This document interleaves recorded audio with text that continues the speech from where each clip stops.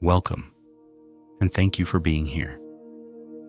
This is the Sleep Science Channel.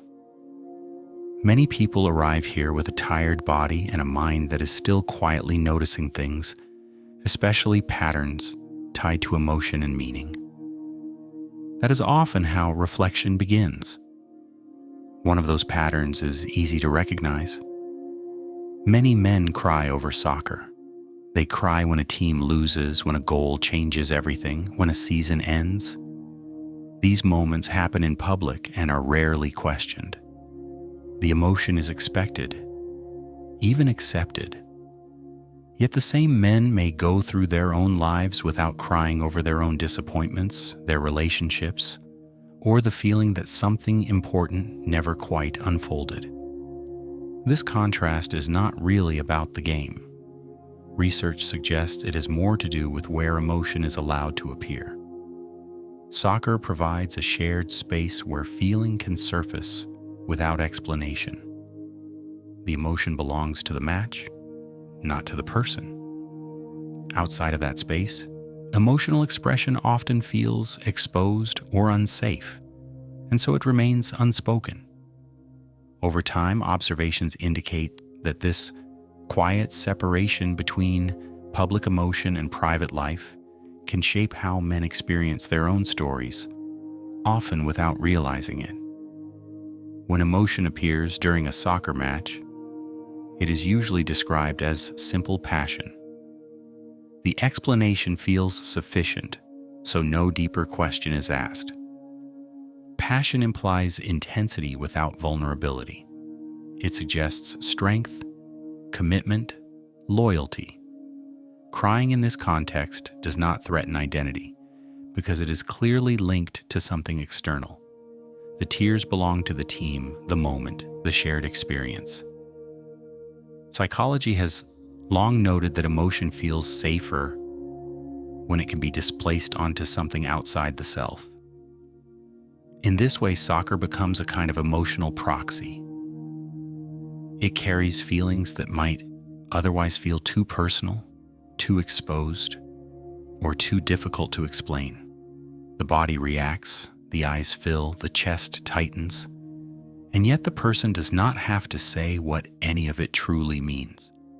In contrast, emotion connected to one's own life often lacks this protective distance. There is no scoreboard to point to, no final whistle, no shared ritual to absorb the intensity. Feelings tied to regret, missed opportunities, loneliness, or dissatisfaction tend to linger without clear resolution. Observations indicate that many men are taught, often very early, that these emotions should be managed quietly. Not necessarily denied, but contained. Crying over life itself can feel ambiguous, as if it demands an explanation that may not exist in words. Soccer removes that burden. The cause is obvious. The feeling is temporary. The context is shared. Research into social behavior suggests that collective experiences play a powerful role in shaping emotional expression. When emotion is synchronized with others, it feels less risky. A stadium full of people reacting at the same moment creates a sense of permission. Individual boundaries soften. The nervous system responds to the group, not just the event. In that setting, crying does not isolate, it connects. Outside of such settings, emotion can feel isolating instead. A man crying alone over his own life may feel uncertain about how that emotion will be received, or whether it will be received at all. That uncertainty alone can be enough to suppress expression. Over time, this pattern can become internalized. Emotional release becomes associated with external triggers rather than internal states. Feelings are allowed when something happens, not when something is felt. Soccer and sports more broadly provide clear moments where release is justified. Life rarely does. Life unfolds slowly without clear markers. Disappointment accumulates quietly. Relationships change gradually. Goals drift rather than collapse dramatically. Without a defined moment, emotion has nowhere to land. It remains suspended, absorbed into daily functioning. This does not mean that men who cry over soccer lack depth or self-awareness. On the contrary, the intensity of their emotional response suggests a nervous system that is capable of strong feeling. The issue is not capacity but direction. Emotion is being routed toward safe outlets rather than toward personal reflection. Psychology often describes this as emotional displacement, not in a pathological sense, but as a practical adaptation.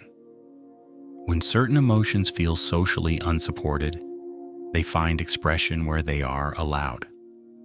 There is also the role of identity to consider. Sports fandom often becomes woven into a sense of self. Teams represent history, family, belonging, continuity.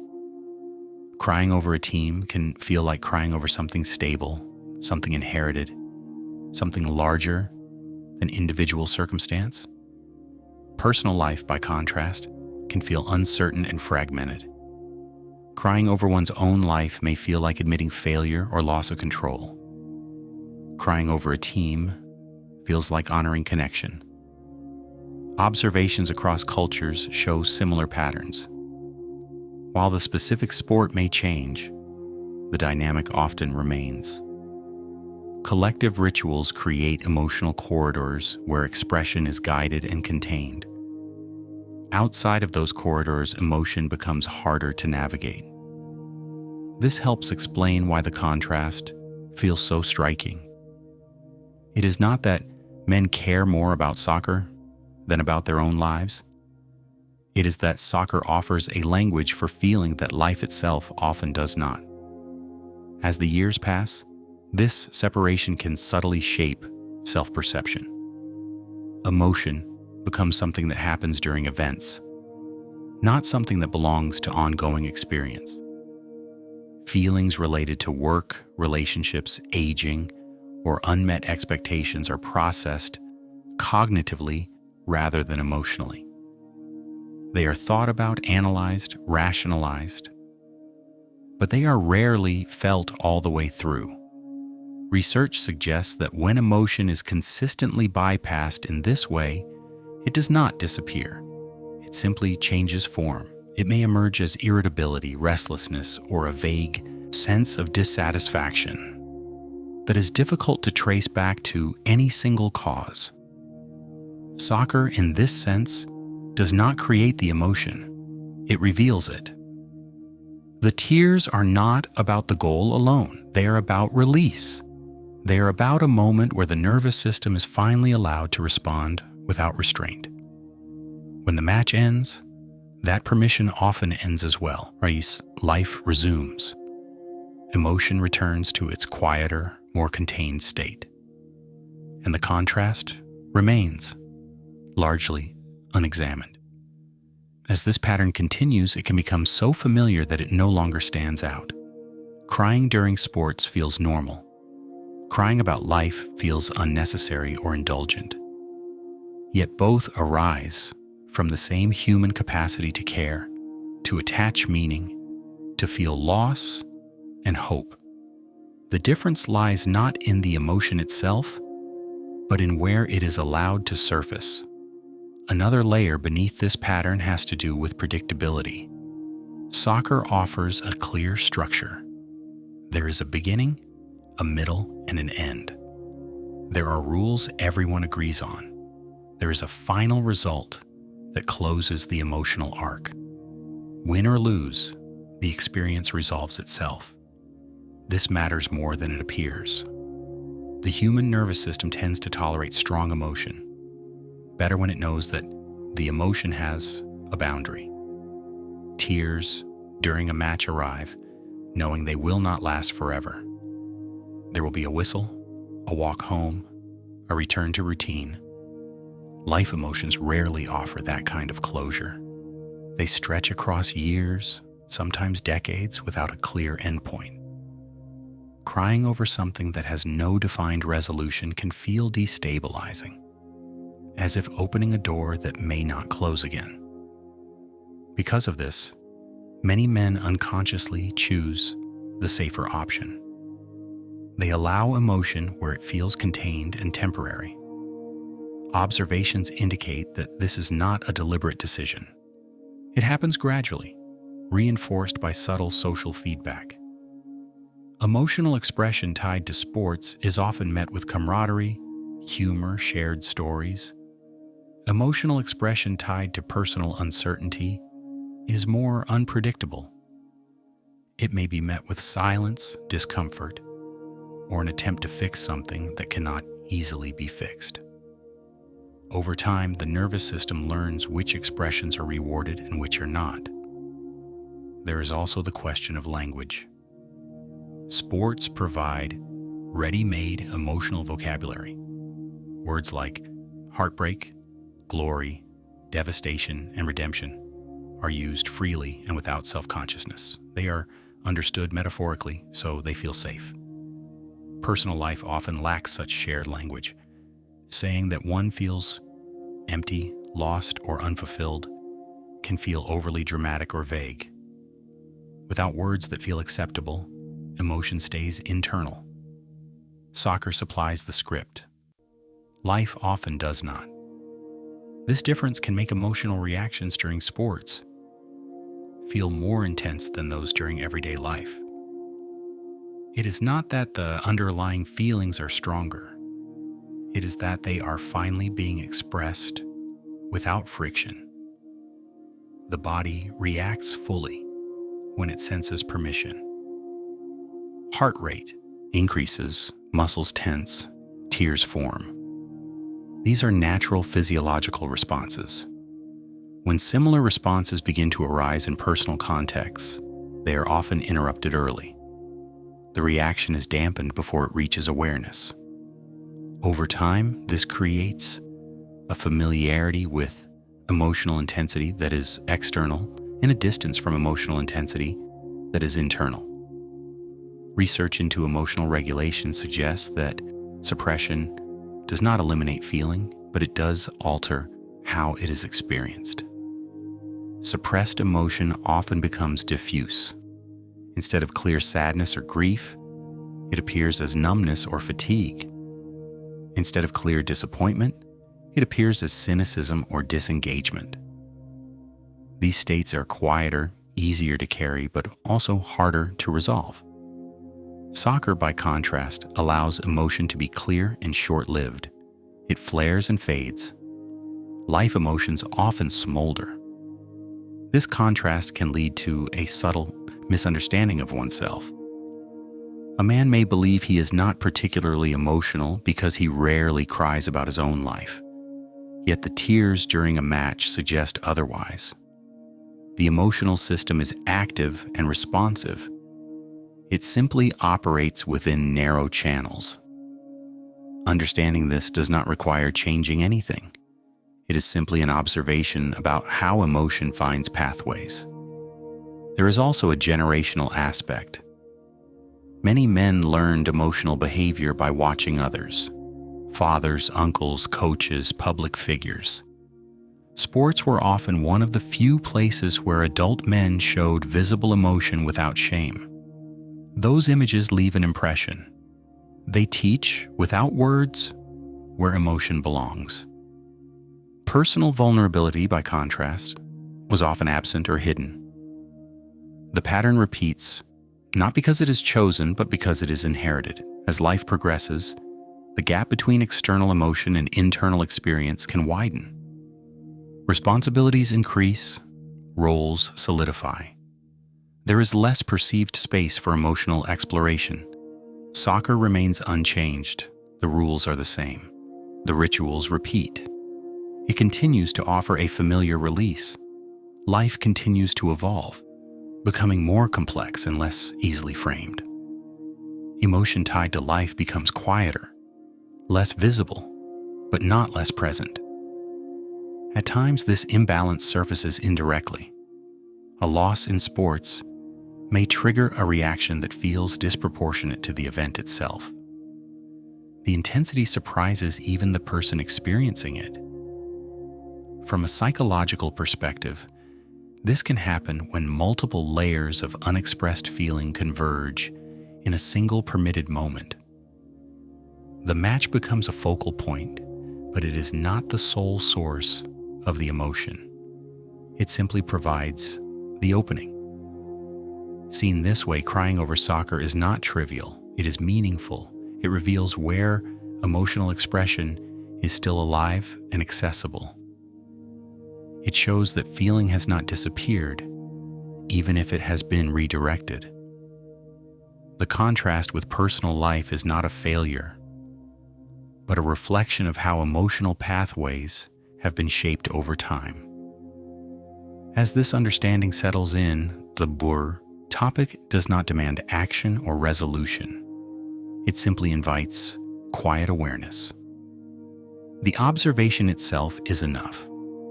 Emotions move where they are allowed to move. Soccer happens to be one of the places where movement is still permitted, clear, and shared. Another aspect that quietly reinforces this pattern is responsibility. In many lives, personal emotion is tied to consequences. Expressing sadness, frustration, or uncertainty can feel as if it creates obligations, conversations, or changes that one may not feel prepared to handle. Crying about one's own life can raise questions. What is wrong? What needs to change? What should be done next? Soccer does not ask these things. The emotion ends when the match ends. No one expects a life decision to follow. The feeling is allowed precisely because it leads nowhere. Psychology suggests that when emotion is linked to perceived responsibility, it is more likely to be suppressed. Many men learn, consciously or not, that their role is to remain functional, to continue, to provide, to manage. Emotions that interfere with that role are often postponed rather than expressed. Soccer emotion does not interfere. It happens outside the practical structure of life. It occupies a separate compartment, one that does not threaten daily functioning. This separation can make personal emotions feel heavier by comparison. Crying over one's own life can feel like opening a door to something undefined. There may be no clear reason, no single event to point to. The feeling may be layered, accumulated over time. Without a clear narrative, emotion feels harder to justify. Sports provide a ready-made narrative. There is always a cause, a referee decision, a missed chance, a final score. The mind prefers explanations, and soccer supplies them generously. There is also the element of shared timing. Emotion during a match happens simultaneously for many people. The nervous system is highly responsive to synchrony. When others react at the same moment, individual hesitation decreases. The body follows the group. In personal life, emotion often arises alone at unpredictable times, late at night, during routine moments, in silence. Without external cues, the mind may quickly move to contain the feeling before it becomes visible. Observations indicate that this containment often becomes automatic. Emotion is noticed briefly, then redirected. Attention shifts. Distraction appears. The moment passes. Over time, this pattern becomes familiar. Feeling is acknowledged internally but not expressed. Soccer disrupts this pattern because it overwhelms the usual controls. The speed, noise, and intensity make distraction impossible. The emotion arrives fully formed. It is important to note that this does not mean personal emotions are less important or less intense. In many cases, they are deeper. They relate to identity, purpose, connection. But depth without structure can feel overwhelming. Sports, provide intensity with structure, life often provides depth without it. The nervous system tends to choose the former when given the option. As years go by, this can influence how satisfaction and dissatisfaction are experienced. Joy in sports can feel sharp and immediate. Joy in life may feel muted or delayed. Loss in sports can feel dramatic and cleansing. Loss in life may feel dull and ongoing. This contrast is not inherent to the experiences themselves. It reflects how emotion has been permitted to move. Research into emotional awareness suggests that when feelings are consistently externalized, internal signals can become harder to read. One may sense that something is off without being able to name it. There may be restlessness, boredom, or a vague sense of distance from one's own life. These states are often tolerated quietly. They do not demand attention in the way a dramatic loss does. Soccer, again, provides moments that demand attention, allowing emotion to concentrate rather than diffuse. This is why the phrase "it's just a game" often misses the point. For the nervous system, the game is not just entertainment. It is an emotional event with clear boundaries. It allows a kind of participation that everyday life rarely offers. The tears are real, the relief is real, the connection is real. What is indirect is not the feeling, but its source. Understanding this does not require judgment. There is no need to label the pattern as healthy or unhealthy. It simply exists. It is developed in response to social expectations, learned behavior, and practical adaptation. Many men find balance within it. Others feel the quiet cost without knowing exactly why. As this observation continues, it becomes clear that the contrast between crying over soccer and not over one's own life is less about avoidance and more about access. Emotion goes where access is easiest. Soccer opens the gate briefly and reliably. Personal life often keeps it closed, not by force, but by uncertainty. The topic doesn't resolve itself neatly, and it doesn't need to. It remains an ongoing pattern, repeating itself every season, every match, every quiet moment afterward. The tears dry, the routine returns, and the emotional system waits for the next place where it is allowed to move freely again. There is also a quieter psychological dynamic at work, one that has to do with control. Sports invite emotion precisely because the outcome is out of one's hands. No personal decision can change the score once the match has begun. This lack of control paradoxically makes emotional expression easier. When something cannot be influenced, reacting emotionally does not feel like failure. It feels appropriate. In personal life, emotion is often linked to perceived agency. If something hurts, there is an assumption, sometimes unspoken, that one should have acted differently. Crying over one's own life can feel like admitting responsibility for pain, even when that responsibility is partial or imagined. Because of this, many men learn to stay emotionally neutral around their own circumstances. Neutrality feels like competence. It suggests stability. Soccer does not threaten this image because no one expects emotional restraint there. Losing control emotionally during a match does not imply losing control of life. The separation remains intact. Over time, this division between external and internal emotion can shape memory. Moments of strong feeling tied to sports are often remembered vividly.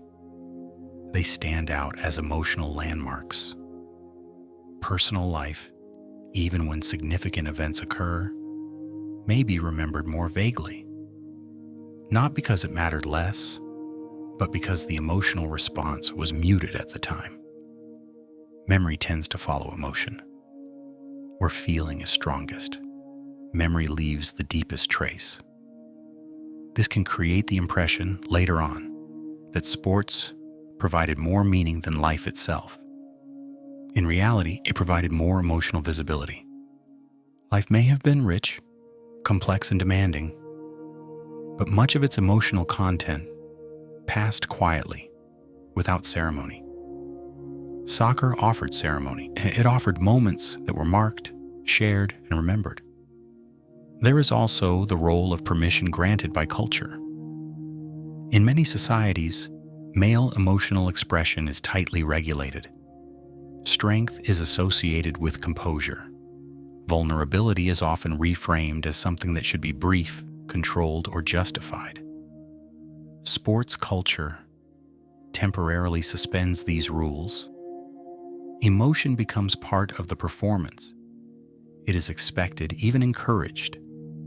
The same tears that might be questioned in another context are applauded here. Observation suggests that this suspension of rules creates a kind of emotional holiday. For a short time, the usual expectations are lifted. The nervous system responds with relief. This relief itself can intensify emotion. Tears arrive not only because of the event, but because the pressure to contain has been removed. In personal life, containment rarely disappears completely. Even in private, many men maintain internal control. They monitor their reactions. They evaluate whether a feeling is justified. They ask whether it is worth acknowledging. This internal monitoring dampens emotional flow. It keeps feeling at a manageable distance. Soccer overwhelms this monitoring. The speed of the game leaves little time for self-evaluation. The emotion arrives before it can be filtered. This difference in timing matters. Emotion that arrives quickly is more likely to be expressed. Emotion that builds slowly is more likely to be managed.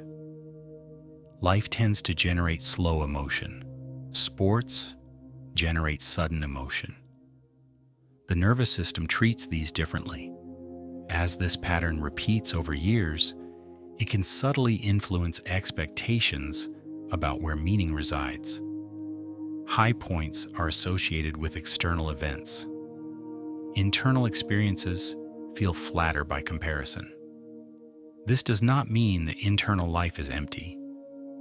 It means it has been experienced quietly, without amplification. Psychological research often emphasizes that emotion needs movement.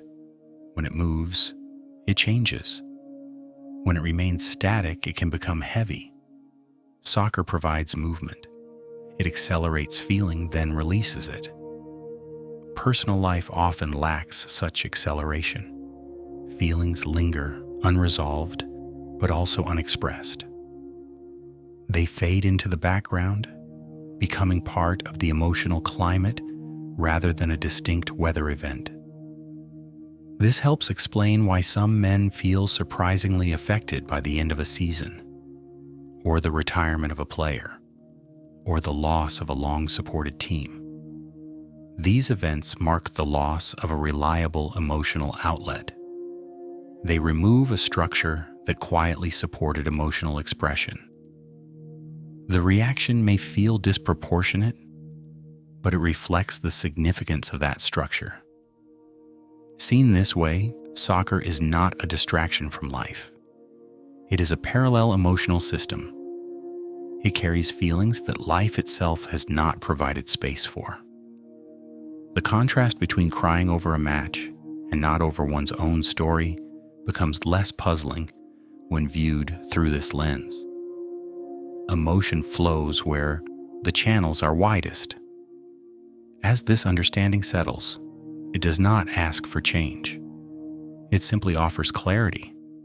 Emotional expression follows rules that are learned, reinforced, and rarely questioned. Soccer follows those rules in a way that life often does not. And so for many men, tears appear where they are easiest to allow and remain absent where they feel hardest to justify. Another quiet influence is the way evaluation works. Personal emotions are often judged internally before they are ever expressed. A feeling arises, and almost immediately it is weighed. Is this reasonable? Is it too much? Is it worth attention? This evaluation happens so quickly that it can feel invisible. The emotion is not rejected outright, but it is softened, diluted, turned into something more manageable. Over time, this habit becomes automatic. Soccer interrupts this process. The speed of the game leaves little room for internal judgment. The reaction happens first. Thought follows later. This difference helps explain why emotion tied to sports can feel surprisingly pure. There is little self-critique in the moment. Tears are not analyzed. They simply occur. In personal life, analysis often arrives before expression. The feeling is translated into explanation, logic, or silence. This does not remove the emotion, but it alters how it is experienced. There is also the question of audience. Emotion expressed during sports is witnessed by others who are emotionally aligned. Everyone is reacting to the same stimulus. This alignment reduces self-consciousness. Emotion feels shared rather than exposed. In personal life, emotion is often witnessed by people who are not aligned in the same way. They may not feel the same urgency or depth. This difference can make expression feel awkward or misunderstood. The risk of misalignment discourages openness. Over time, this can lead to a narrowing of emotional expression. Certain feelings are expressed freely, others remain internal. The boundary between the two becomes familiar. Soccer sits clearly on one side of that boundary. Personal life often sits on the other.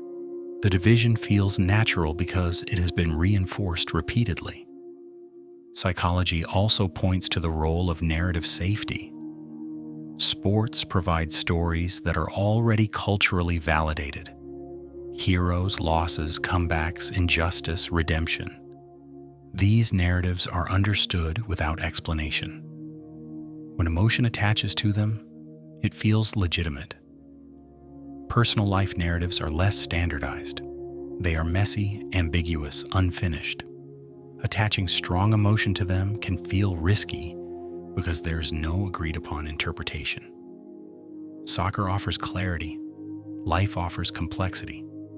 This can affect how men relate to their own dissatisfaction. A vague sense that life is not quite right may be noticed, then set aside. There is no clear story to attach it to, no final score to point to. Without structure, the feeling remains abstract. Soccer transforms abstract feeling into concrete experience. The outcome is visible. The emotion has an object. This makes expression easier. As years pass, some men begin to notice the imbalance. They may recognize that their strongest emotional memories are tied to external events rather than internal milestones. This realization can feel confusing. It may raise quiet questions about where meaning has been located. Often these questions are not pursued. They are acknowledged briefly, then absorbed back into routine. Research suggests that this pattern does not indicate emotional deficiency. It indicates emotional adaptation. When certain expressions are supported and others are not, emotion follows the supported paths. This is not a conscious choice. It is a learned response. Soccer remains consistent. Seasons repeat. Rituals return. The emotional pathway stays open. Personal life changes. Relationships shift. Roles evolve. Emotional pathways become less predictable. The nervous system prefers reliability. It returns to what it knows. This helps explain why even men who describe themselves as emotionally reserved can be deeply moved by sports. The emotion is not new. It is simply unfiltered. The familiar channel allows it to pass through without resistance. As this observation continues, the contrast between crying over soccer and not over one's own life begins to feel less contradictory. Both responses emerge from the same emotional system. They differ only in context. One context allows expression without consequence. The other feels entangled with identity, responsibility, and uncertainty. The topic does not suggest that one form of emotion is more authentic than the other. Tears over a match are real. Silence in personal life is also real. Both reflect how emotion has learned to survive within given conditions. As the mind rests with this idea, there is no requirement to resolve it. The pattern exists quietly, in the background of many lives, repeating itself without drawing attention. Soccer nights come and go. Life continues in between.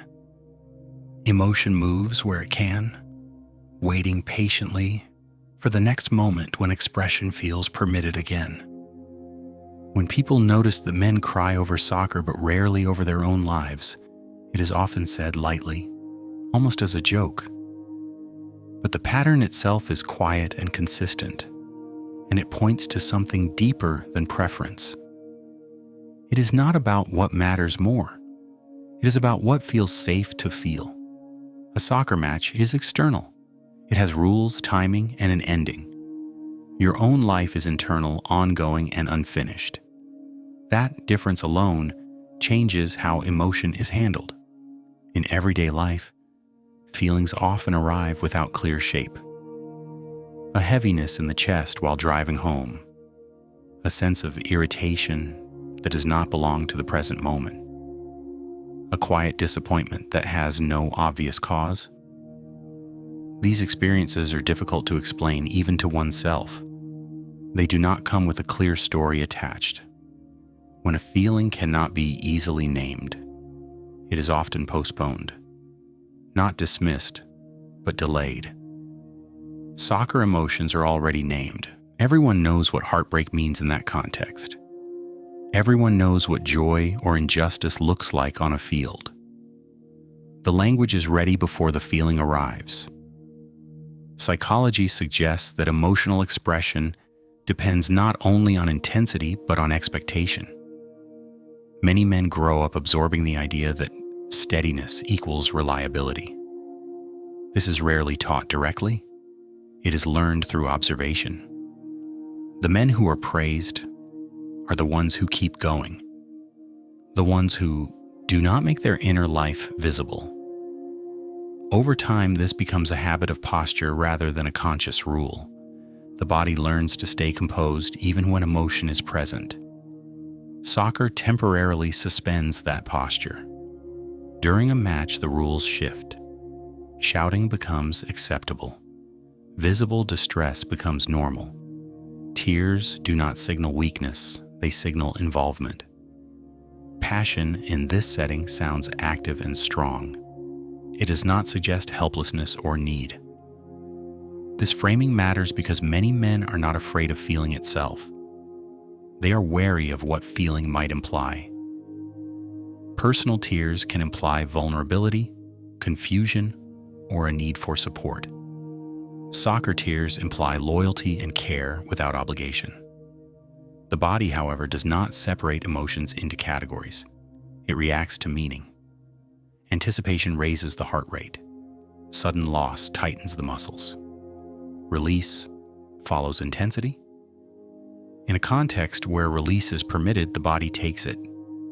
In personal life, release often feels riskier. Crying about one's own story can feel like opening something that may not close easily.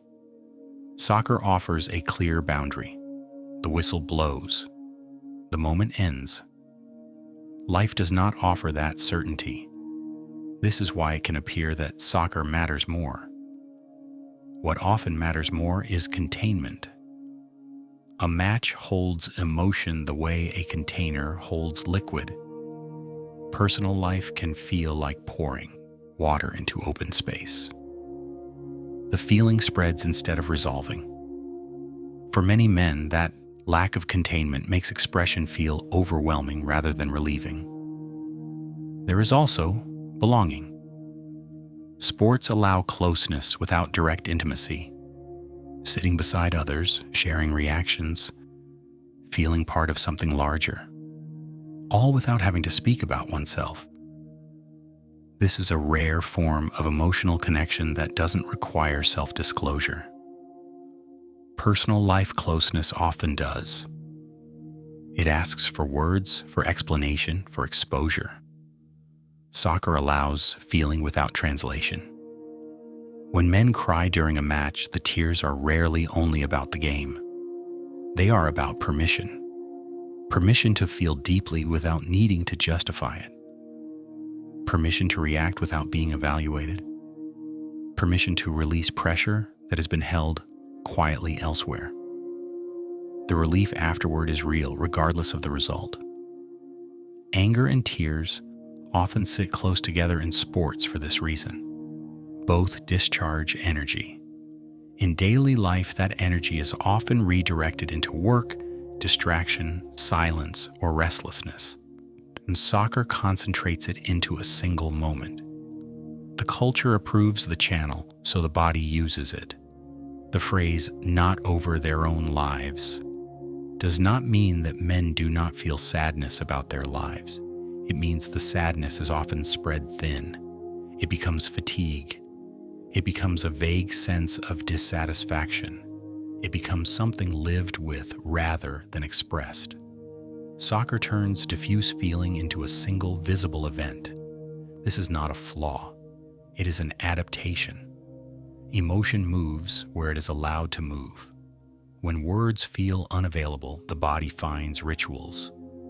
When vulnerability feels complicated, it finds passion. When personal tears feel too open-ended, it borrows the clarity of a match.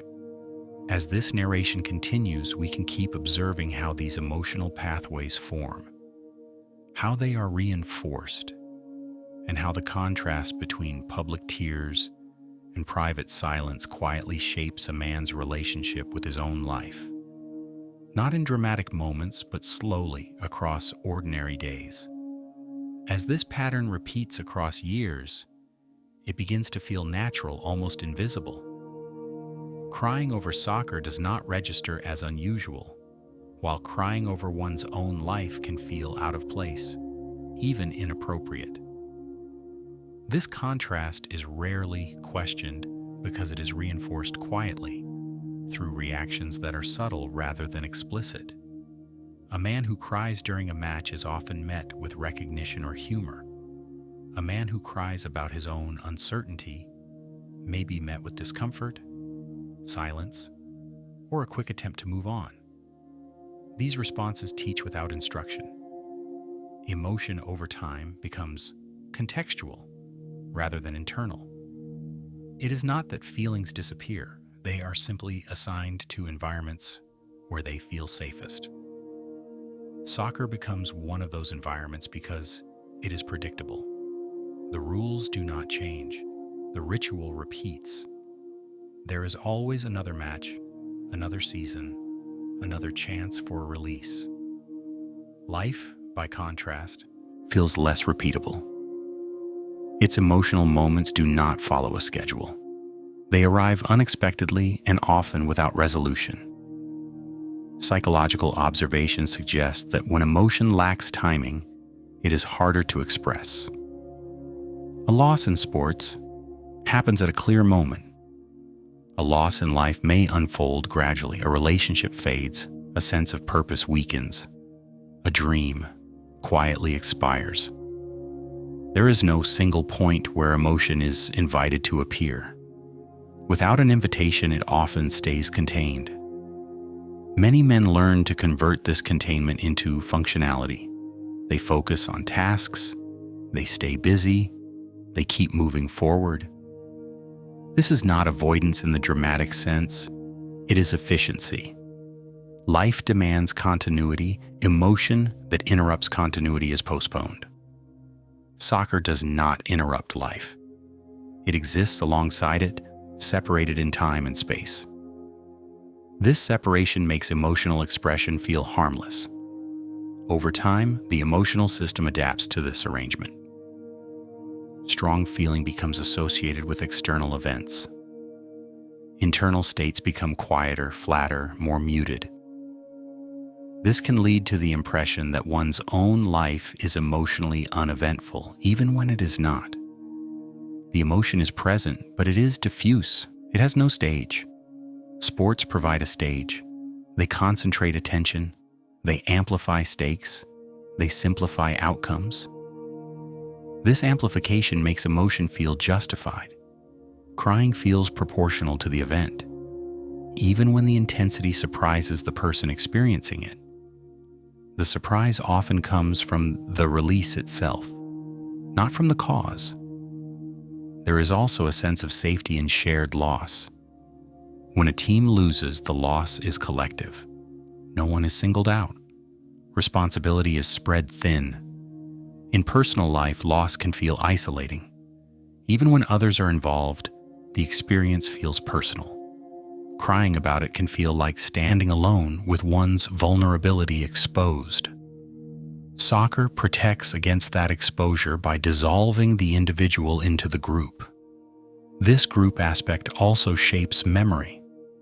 Emotional memories formed in social contexts tend to feel warmer, even when the emotion itself is painful. A heartbreaking loss remembered among friends can still feel meaningful. Personal heartbreak experienced alone may feel heavier in retrospect. The difference lies not in the event, but in the emotional environment surrounding it. As men age, this dynamic can become more pronounced. Opportunities for spontaneous emotional expression often decrease. Responsibilities increase. Roles become more defined. Soccer remains constant. It continues to offer moments where emotion can rise and fall without lasting consequence. Life becomes more complex, less easily resolved. Some men begin to notice this imbalance only in hindsight. They look back and see how many intense emotional moments were tied to matches, seasons, tournaments. They may struggle to recall equally vivid moments tied to their own inner life. This does not mean those moments did not exist. It means they were experienced quietly, without amplification. Research suggests that when emotion is consistently underexpressed internally, it does not disappear. It often emerges indirectly, as detachment, as irritability, as a sense that something is missing without knowing what. These states are tolerable. They do not demand immediate attention. Soccer, again, provides something different. It demands attention. It pulls emotion into the foreground. This helps explain why the phrase, "it's just a game," often feels inadequate. For the emotional system, the game is not trivial. It is one of the few places where feeling is allowed to be uncomplicated. There is no need to explain why the loss hurts. No need to analyze what it says about one's life. The emotion exists and is then released. When personal life lacks similar release points, emotion accumulates slowly. It becomes part of the background rather than the foreground. Many men adapt to this without distress. Others carry a quiet sense of distance from their own experiences. Neither response is dramatic. Both are subtle. As we continue to observe this pattern, it remains clear that the contrast between crying over soccer and not over one's own life is not about misplaced priorities. It is about emotional architecture, about where feeling is allowed to gather and where it is expected to remain diffuse. The body follows these expectations without complaint. It responds where response is permitted. It stays quiet where quiet is rewarded. Over time, this shapes not only behavior but self-understanding. Emotion feels familiar in one context and foreign in another, even though it arises from the same source. This observation does not point toward a solution. It simply describes a landscape where emotion moves along established paths, flowing easily where channels are wide and slowly seeping through where channels are narrow. Within this landscape, it becomes easier to see how emotional habits form without deliberate choice. The body learns through repetition. Each time emotion is expressed safely in one context and quietly contained in another, the pattern is reinforced. Over time, the distinction feels natural rather than constructed. Crying over soccer feels appropriate. Crying over one's own life feels excessive, even when the inner experience is just as real. This is closely tied to how attention is directed. During a match, attention is fully external. The mind tracks movement, anticipation, outcome. There is little space for self-monitoring. Emotion flows outward, attached to what is being watched. In personal life, attention often turns inward. Feelings are noticed alongside questions. Why do I feel this way? What does this say about me? What should I do with it? These questions interrupt the emotional process. They slow it down. Sometimes they stop it altogether. Psychological observations suggest that when emotion is interrupted too early, it does not resolve. It simply settles into the background. The person remains functional, but the feeling lingers in a low-grade form. This can create a sense of emotional distance, as if life is being observed rather than fully inhabited. Soccer, by contrast, pulls attention outward so completely that emotion completes its cycle. It rises, peaks, and falls.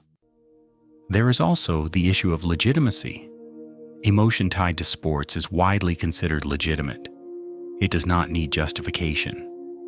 No one asks why a loss matters. In personal life, emotion often feels like it requires a reason. If the reason is unclear, the emotion can feel invalid. This sense of invalidity encourages suppression. Soccer removes that doubt. The reason is obvious, even if it is symbolic. Symbolism itself plays a role. Teams often represent more than the game.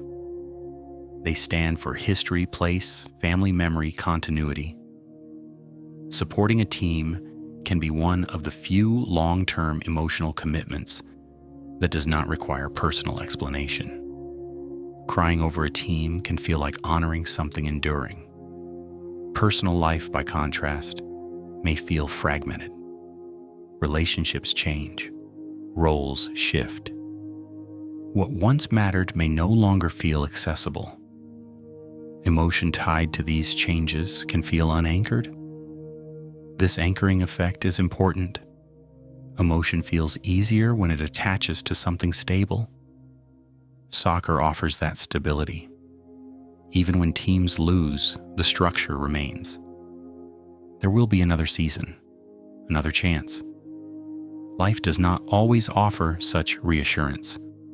Losses may be permanent. Choices may be irreversible. Crying in that context can feel heavier because the stakes feel final. Because of this, many men unconsciously ration emotional exposure. They allow themselves to feel deeply where the emotional cost feels limited. They protect themselves from feeling deeply where the cost feels uncertain. This is not avoidance in a simplistic sense.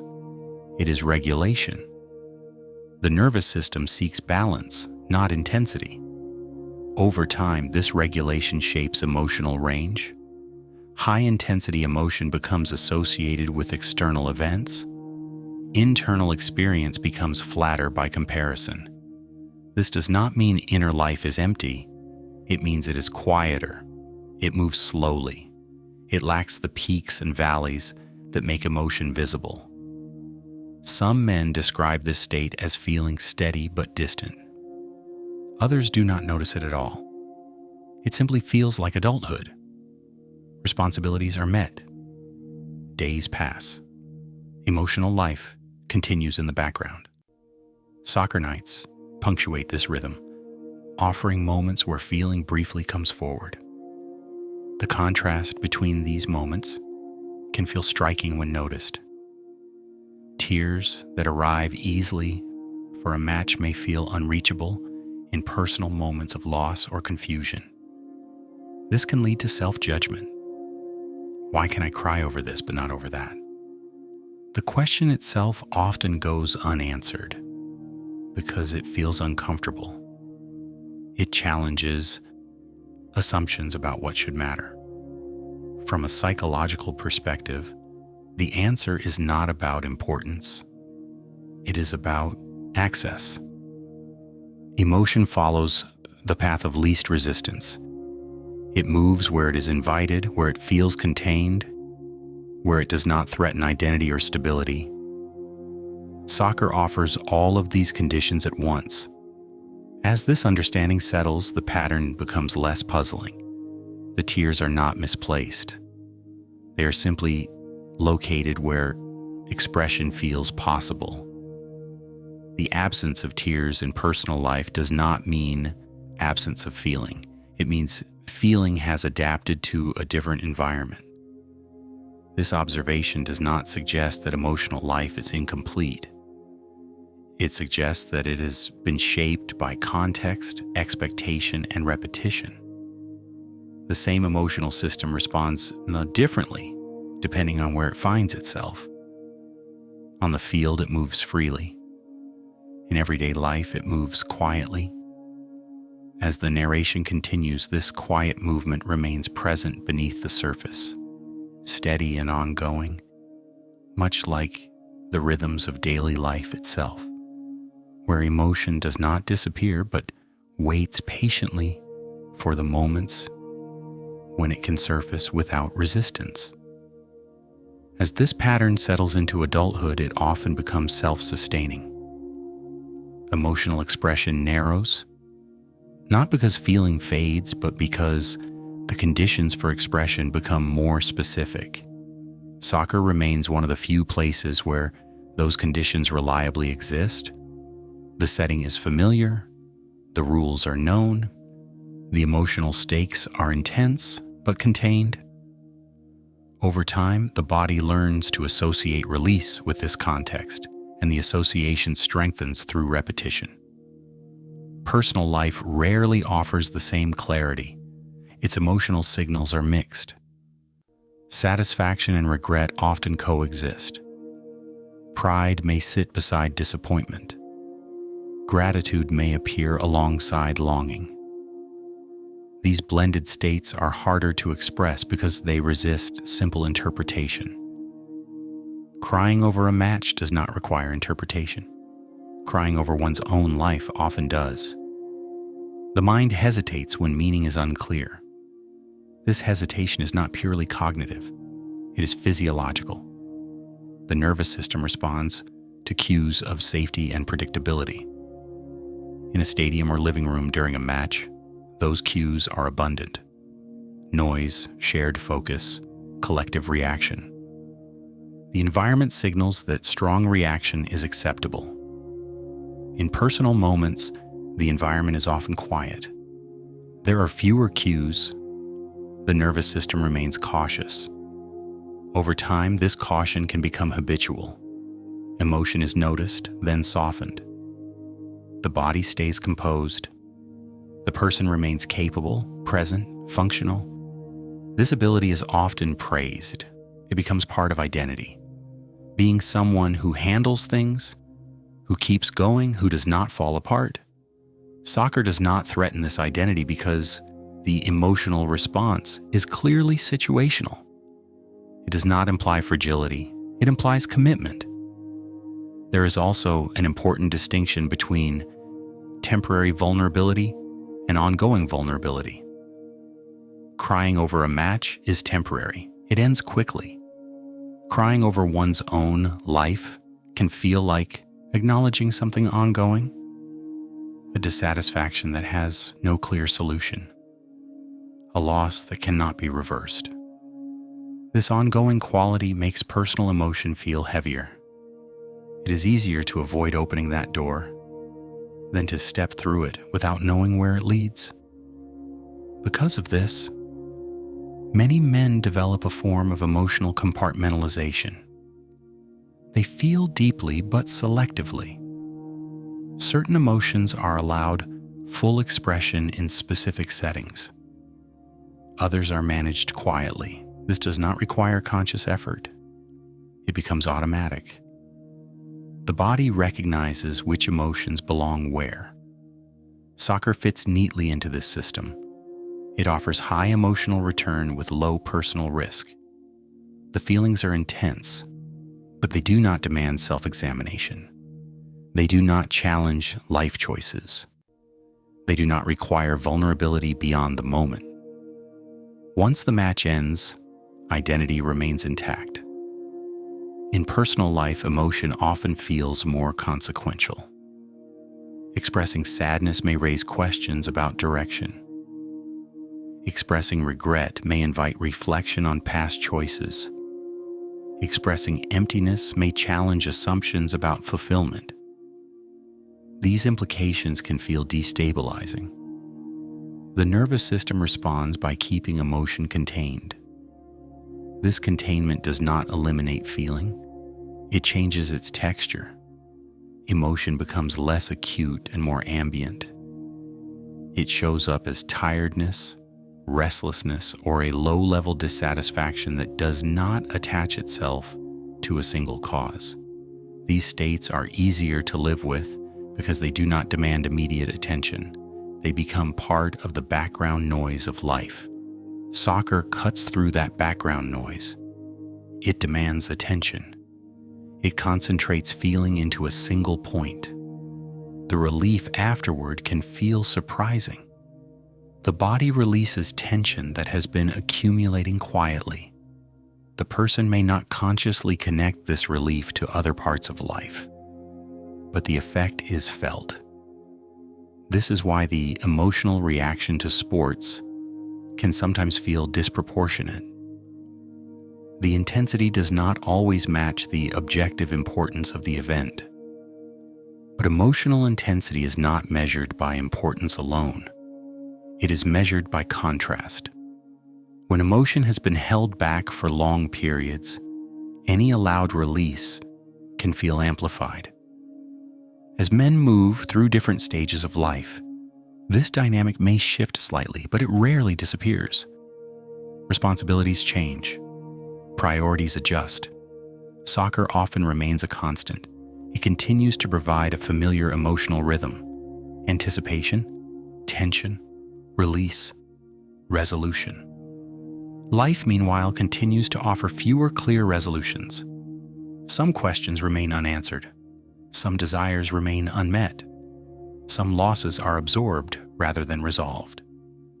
Emotion related to these experiences often remains internal, shaping mood rather than expression. This does not mean that men are unaware of their inner lives. Many are deeply reflective. They think about meaning, direction, fulfillment. But thinking is not the same as feeling. Reflection can occur without emotional release. Soccer provides the opposite. Feeling occurs without reflection. Neither mode is inherently superior.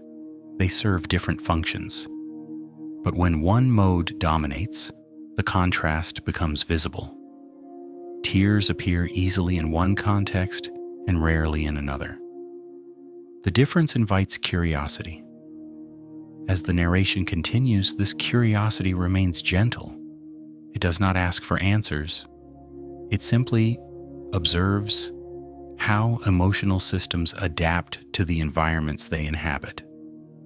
Soccer happens to be one of the environments where emotion still feels uncomplicated, where expression does not carry personal weight, and where release is reliably permitted. Life, in all its complexity, often asks for more restraint. Emotion adapts accordingly, becoming quieter, more diffuse, less visible. Yet it remains present, steady beneath the surface, waiting for the moments when expression feels safe enough to emerge. With time, this way of relating to emotion can subtly influence how men understand themselves. Strong feeling becomes something that happens to them during events rather than something that belongs to their ongoing experience. Emotion is remembered as reaction, not as presence. This can make inner life feel quieter than it truly is, not empty but understated. The absence of visible emotion is often mistaken for the absence of emotion altogether. Psychological observation suggests that people learn to trust the emotions they can see more than the ones they cannot.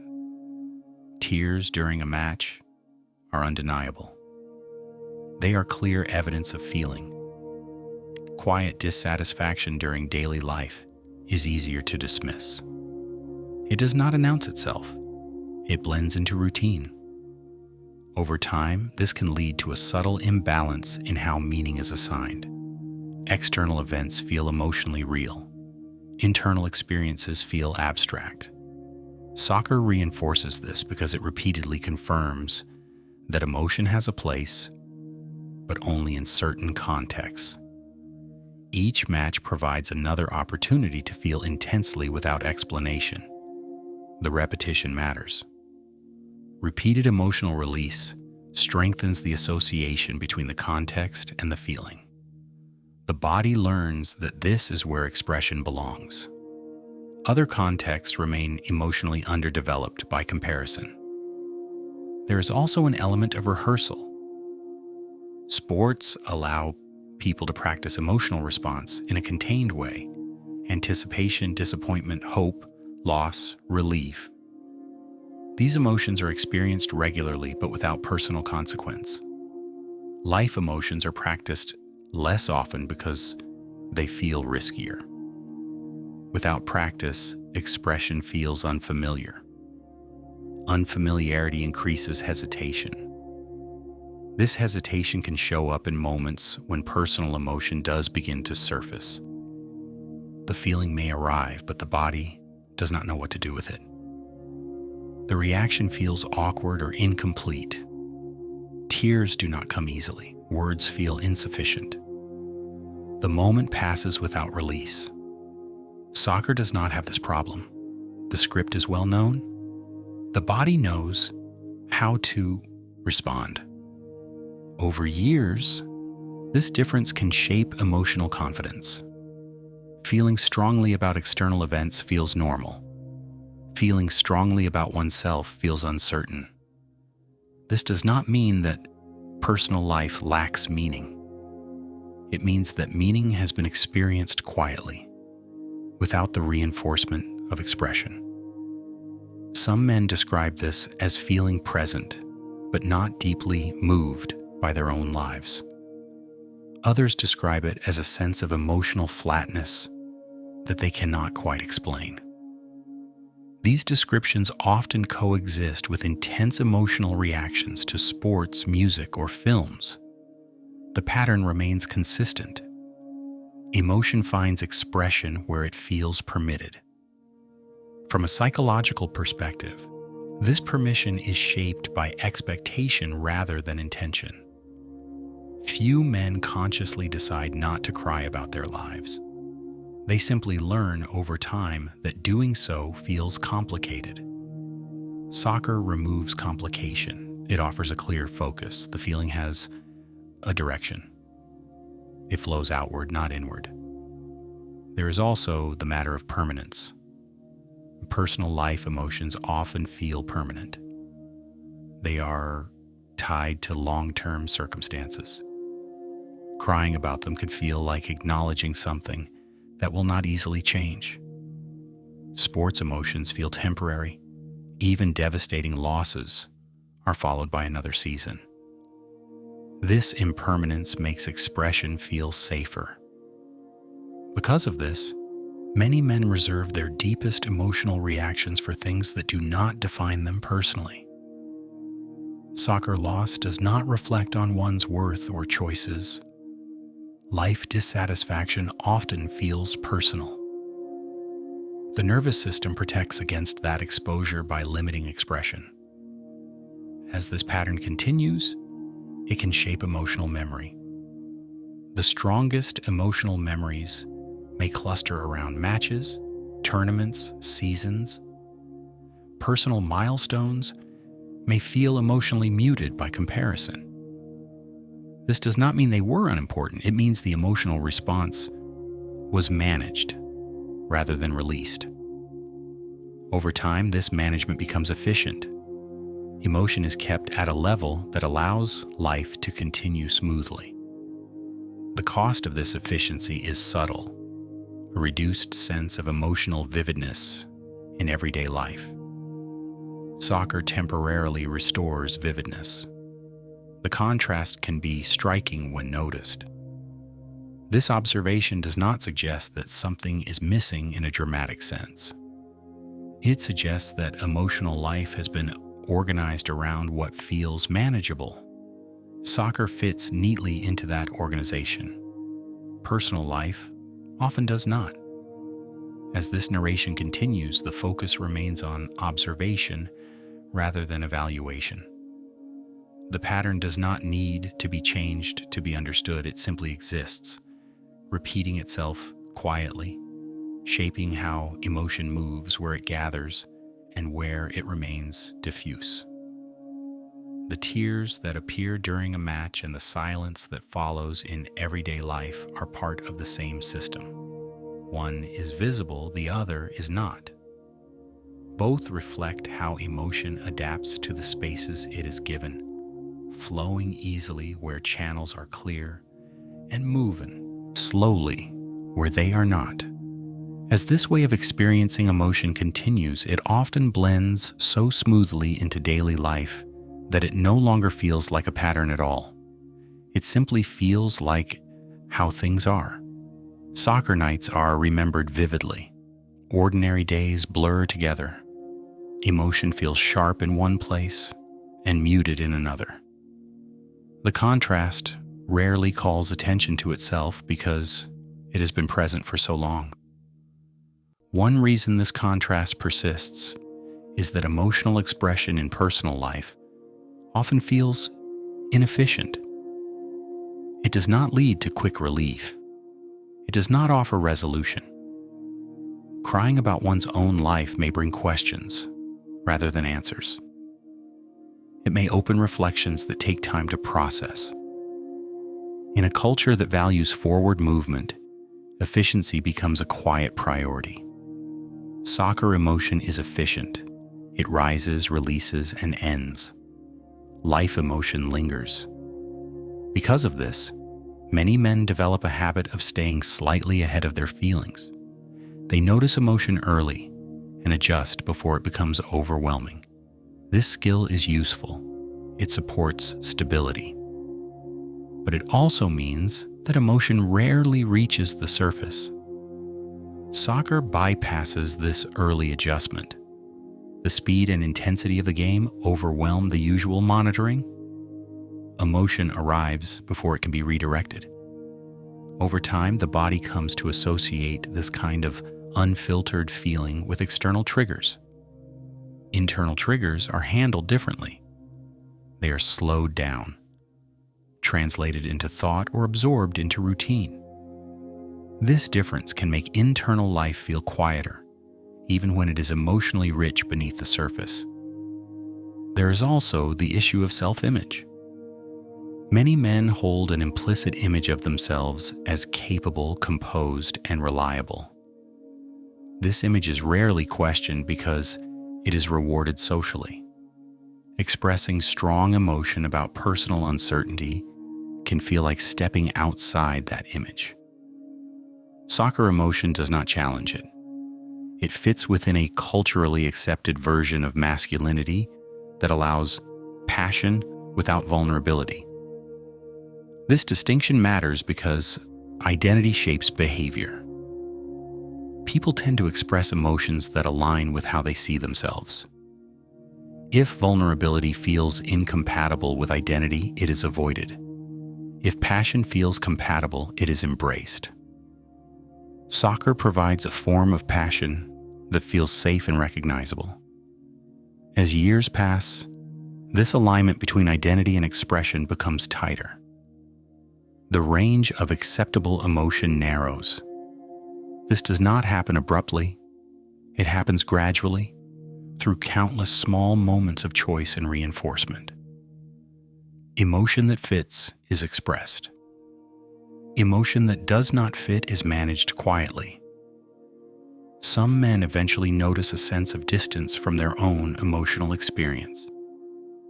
They may feel engaged with life but not deeply moved by it. Or they may feel moments of intensity only when something external captures their attention completely. These experiences are often difficult to articulate because they do not fit into familiar narratives of distress or fulfillment. Soccer continues to offer a contrast. It remains one of the few places where emotion feels uncomplicated. The meaning is clear, the reaction is immediate, the release is allowed. This consistency reinforces the emotional pathway again and again. Psychological research suggests that emotion needs expression to remain vivid. When expression is limited, emotion becomes abstract. It is felt as mood rather than feeling. Mood is quieter. It colors experience without announcing itself. Soccer converts mood back into feeling, if only briefly. This conversion can feel refreshing. After a match, there may be a sense of relief or emptiness that is difficult to explain. The emotion has moved. Something that was held quietly has been released.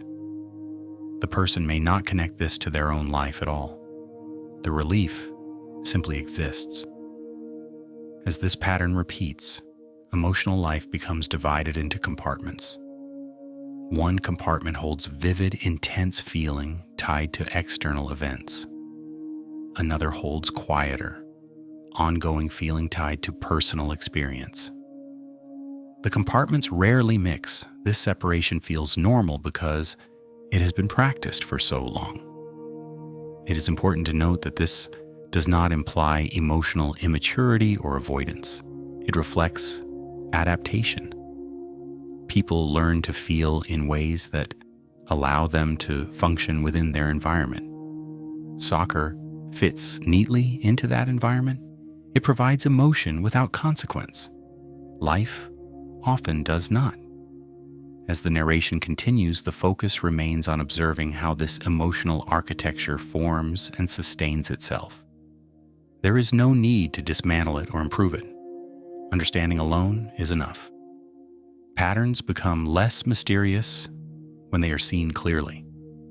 The contrast between crying over soccer and not over one's own life remains a quiet marker of how emotion finds expression.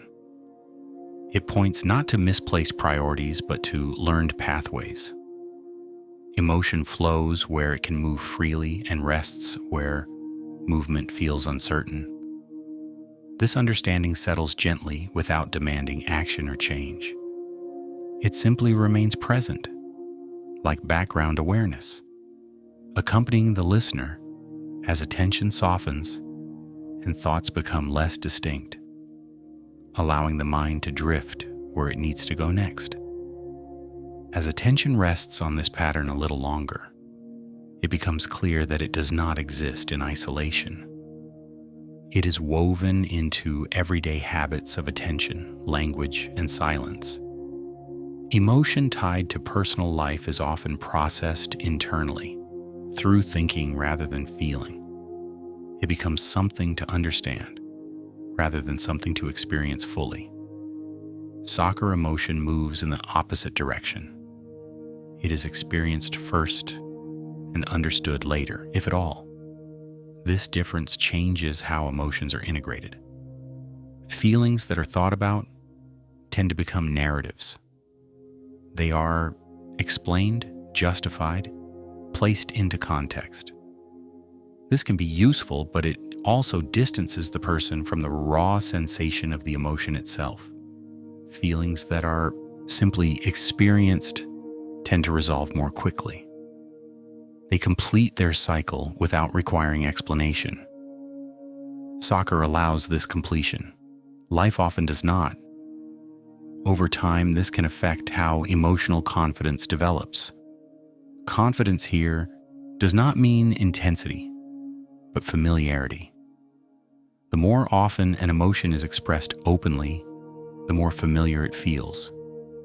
Soccer emotions feel familiar because they have been expressed many times. Personal emotions may feel unfamiliar because they have been managed rather than expressed.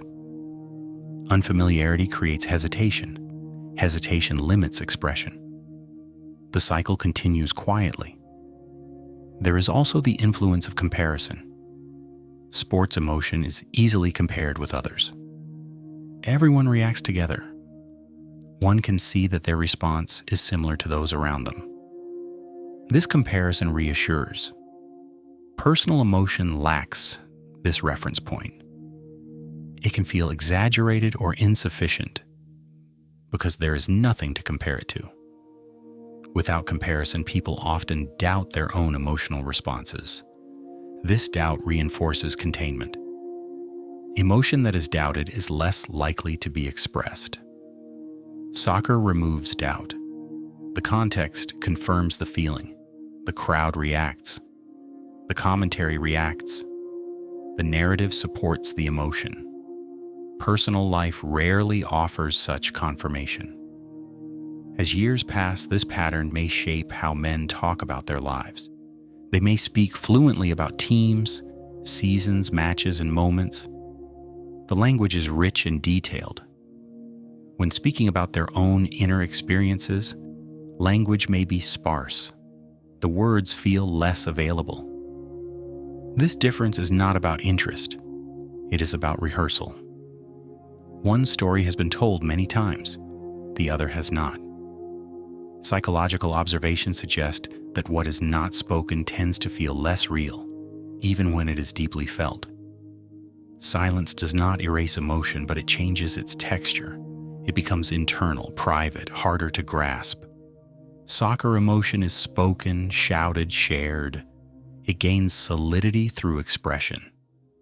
This can lead to a subtle imbalance in perceived meaning. Events that generate shared emotion feel important. Experiences that are felt privately may feel smaller, even when they are significant. Over time, this can influence how satisfaction is evaluated. High emotional visibility is mistaken for high importance. Yet beneath this, personal life continues to carry weight. Relationships shape daily experience. Work fills time and attention. Choices accumulate. Emotion accompanies all of this quietly. It does not vanish. It simply remains in a lower register. Occasionally, this quiet register becomes noticeable.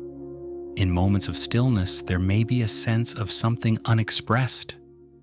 Not necessarily sadness, but depth. A feeling that has not found a clear form. These moments often pass without comment. They do not fit easily into conversation or ritual. Soccer continues to provide form. It shapes emotion into recognizable patterns. Anticipation, tension, loss, relief. The repetition of these patterns keeps emotional expression alive, even if it remains context-bound. Understanding this does not require changing behavior or seeking different outlets. It simply clarifies why the contrast exists. The tears over soccer and the silence over one's own life are not contradictions. They are complementary responses shaped by context, expectation, and learned permission. As this awareness settles, the emotional landscape feels less puzzling. Emotion has not been misplaced. It has been guided. It moves where it is supported and waits where it is not. This observation can rest quietly in the background without demanding attention. Like much of emotional life itself, it does not need to be acted upon to be meaningful. It simply exists, steady and ongoing, accompanying the listener as thoughts slow, attention softens, and the mind drifts toward rest in its own time. Why soccer feels like a permitted place for emotion, and why personal life so often does not. One way to understand it is to look at what soccer gives the nervous system that everyday life often withholds. It gives a clear object for feeling. It gives a clear reason. It gives a clear timeline. And it gives a socially protected interpretation. Even the most private reactions become publicly legible. Everyone knows what it means to be devastated by a late goal or uplifted by a comeback. The feelings are not only allowed, they are shared. That shared meaning is a kind of support that most people do not receive when they feel something about themselves. In personal life, the meaning of a feeling is often uncertain. A man may feel a heaviness and not know whether it is sadness, frustration, grief, or simply exhaustion. He may feel a tightness in the chest and interpret it as stress, because stress is a familiar and acceptable label. But under the stress, there can be other things, like fear about time passing, or disappointment about how life turned out, or a quiet longing for closeness that he never learned how to ask for. These feelings are not rare. They are ordinary. What is rare is a cultural space where they can be expressed without being judged, managed, or turned into a problem to solve. Soccer solves that problem by making emotion non-personal. It provides a mask that does not feel like a mask. The emotion looks like it belongs to the match. That is why it can be shown without shame. Tears are directed outward. The face is wet, but the self remains protected. The tears say, "I care," not "I am in pain." This difference is subtle but powerful. Caring is safe. Pain feels exposed. And because pain feels exposed, many men learn to keep it behind a wall of competence. They learn to be the person who can take it, the person who can hold things together, the person who does not need much. Even when they do need something, the habit of not needing becomes part of their identity. It is not that they consciously refuse support. It is that they do not know how to step into it without feeling like they are breaking the rules of who they are supposed to be. That is why soccer is such an interesting case. It shows that the emotional system is intact. It is not a lack of feeling, it is a lack of safe pathways. In the stadium or on the couch, the pathway is wide. At work, in relationships, in private moments with the self, the pathway narrows. It is not that men never feel those emotions. It is that they often feel them as pressure instead of as clear sadness, as tension instead of as grief, as irritability instead of as fear, as numbness instead of as longing. Research on emotion suggests that when expression is consistently blocked, the body still carries the load. The nervous system does not forget. It keeps the emotional energy somewhere. Sometimes it shows up as restlessness, the feeling of needing stimulation, needing noise, needing movement. Sometimes it shows up as overinvestment in something external, not because the external thing matters more, but because it offers a reliable place for intensity. Soccer offers that intensity on schedule. There will be a match, there will be a peak, there will be an outcome, there will be release. In everyday life, the peaks are not scheduled. The outcomes are not clear. The release is not guaranteed. A man can carry dissatisfaction for years without a single moment that feels like a whistle that ends it. And because there is no whistle, emotion is often postponed indefinitely. It becomes part of the background. It becomes normal.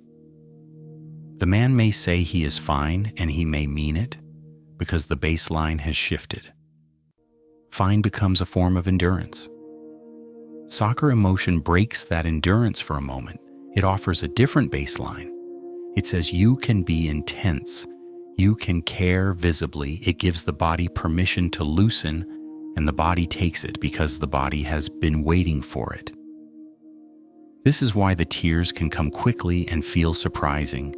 They are not only about the goal, they are about the opening. Another reason soccer works so well as an emotional outlet is that it is a socially acceptable form of attachment. Many men are cautious about attachment in their personal lives, not because they do not want closeness, but because closeness requires exposure. It requires admitting that someone matters enough to hurt you. Soccer allows attachment without that risk. You can love a team and be hurt by it, and no one will interpret that as weakness. They will interpret it as loyalty. In personal relationships, loyalty does not always earn the same uncomplicated respect. Relationships ask for communication, vulnerability, adjustment. They require the kind of emotional literacy that many men were not encouraged to develop. So for some, the team becomes the simpler attachment. Not necessarily the deeper one, but the one with clearer rules. You know when you are together. You know when you are against the opponent. You know when you have lost. You know when you have won. Life is rarely that clear. All of this means that soccer is not competing with a man's own life. It is carrying something his own life has not been able to hold safely. The tears over soccer are not proof that he cares more about the game than about himself. They are proof that he needs a place where feeling can happen without consequences. And when you look at it this way, the question changes slightly. It is no longer, why do men cry over soccer? It becomes, what is soccer doing that personal life is not allowed to do? What is it giving the nervous system? What is it protecting? What is it translating into something acceptable? Because the emotions are not different emotions. They come from the same human core. The difference is the frame around them. So the story remains steady. A culture that often teaches men to be composed, a ritual that allows them to be uncomposed, and a life that continues in the background, filled with feelings that do not always find a clear exit. When you stay with this long enough, another subtle layer becomes visible. Soccer does not only allow emotion, it also directs it away from self-examination. The focus stays outward. The ball, the referee, the score, the clock. Even when emotion is intense, it is not introspective. The feeling moves through the body without asking questions. This is a rare experience for many men, whose emotions in daily life are often immediately followed by analysis. What does this mean? Why am I feeling this? Should I be feeling this? Soccer bypasses that loop. This bypass matters because analysis, while useful, interrupts emotional flow. When feeling is constantly interpreted, it loses momentum. It becomes thought rather than sensation. Soccer keeps emotion in the body. The shouting, the tension, the physical reactions keep feeling embodied. Tears arrive before words. Relief follows before explanation. For a nervous system that spends much of its time regulating and containing, this is a form of rest. In personal life, emotion often arrives quietly and is quickly translated into responsibility. If I feel unhappy, something must be wrong. If something is wrong, I should fix it. If I cannot fix it, I should at least not burden others with it. This chain of interpretation turns emotion into a problem. Soccer does not do that. It allows emotion to exist without turning it into a task. Over time, this difference can shape how men relate to their own inner states. Feelings that do not come with a clear action plan may be ignored. They are noted, then set aside. Life becomes something to manage, rather than something to feel. Soccer interrupts management. For 90 minutes, the only task is to watch and react. The body takes advantage of that simplicity. This is also why emotional reactions to sports can feel strangely pure. They are not mixed with self-judgment. A man does not usually feel embarrassed about crying because his team lost. The emotion feels justified by the event. Personal sadness often feels unjustified, especially if life appears objectively fine. This comparison further discourages expression. Soccer removes the comparison. There is also a temporal aspect that matters. Soccer emotions are anchored in the present moment. They are about what is happening now. Personal life emotions often pull in the past and the future. Regret about what was, anxiety about what might be, these time layers make emotion heavier. Crying about them can feel like opening multiple timelines at once. Soccer keeps emotion in the now. Because of this, soccer emotion can feel surprisingly grounding. It pulls attention into the body, into sensation, into immediate reaction. Personal emotion often pulls attention inward, into rumination.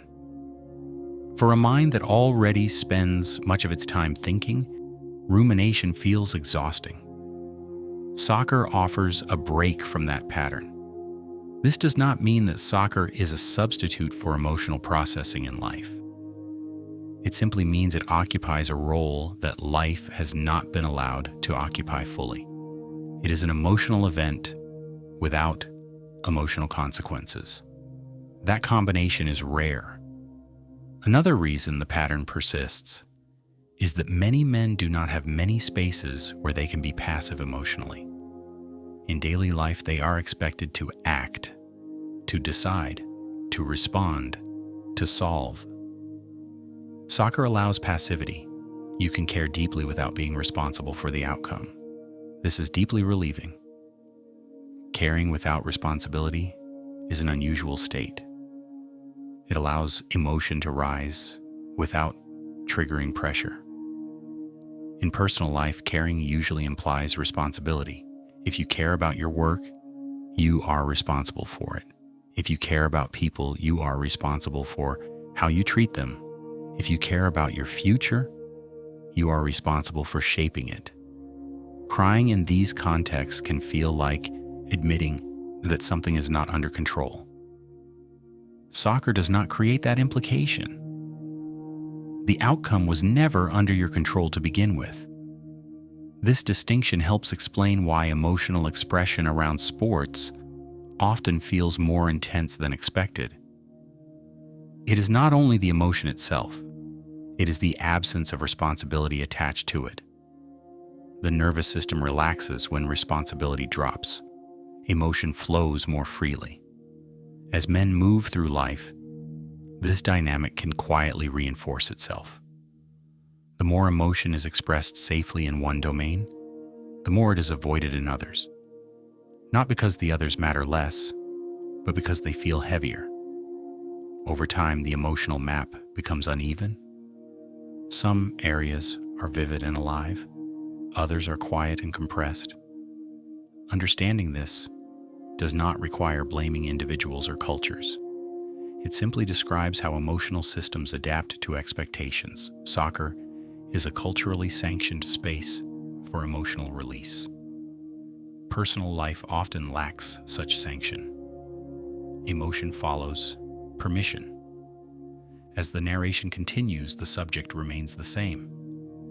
Not soccer as a sport, but soccer as a container. A place where emotion is allowed to exist without explanation, without consequence, and without self-examination. And in that allowance, something human finds room to breathe, even if only for a while. When this idea is allowed to unfold a little further, it becomes clear that soccer does not just permit emotion, it also protects identity. During a match, a man can be overwhelmed without being redefined by that overwhelm.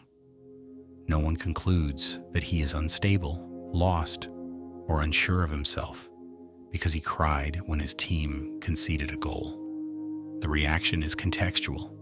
It belongs to the moment and stays there. In personal life, emotion often feels inseparable from identity. Crying about one's own life can feel like making a statement about who you are, not just how you feel. That perceived permanence makes expression feel heavier. Because of this, many men unconsciously learn to separate emotion from selfhood. Feelings are allowed when they can be framed as reactions, not reflections. Soccer provides endless reactions. Life demands reflection. Reflection asks questions. Reaction does not. This difference alone explains much of the contrast. There is also a difference in expectation. No one expects a man watching soccer to be calm. Intensity is anticipated. In personal life, calmness is often expected by default. When calmness breaks, it draws attention. Attention brings interpretation. Interpretation brings judgment. Soccer shields emotion from this chain by normalizing intensity. This normalization creates a shared emotional rhythm. Everyone leans forward at the same moment. Everyone exhales together. Everyone reacts to the same turning points. That synchrony is powerful. It tells the nervous system that it is not alone. In personal emotional moments, synchrony is rare. Even people close to us may not feel what we feel at the same time. Without synchrony, expression feels riskier. Over time, the nervous system becomes highly sensitive to these differences. It learns where emotion will be met with resonance and where it may be met with silence. Soccer consistently offers resonance. Life offers it inconsistently. Emotion follows consistency. This helps explain why some men who appear emotionally reserved can be deeply affected by sports, music, or films. These are structured emotional experiences. They offer timing, narrative, and resolution. Personal life often does not. The emotion itself is not different.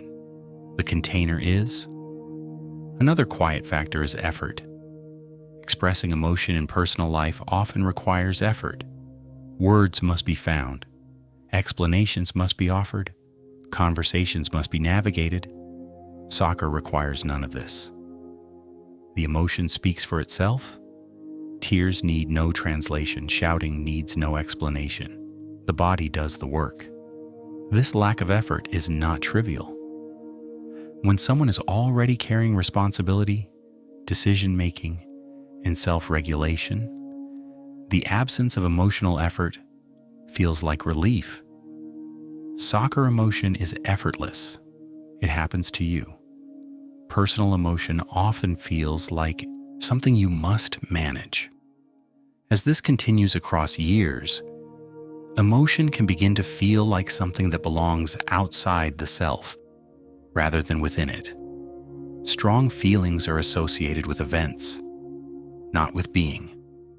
A man may say he rarely feels much in his daily life, while regularly experiencing intense emotion during matches. From the outside, this can look contradictory. From the inside, it feels consistent. Feeling is something that happens when something happens. This orientation can subtly shape how life is lived.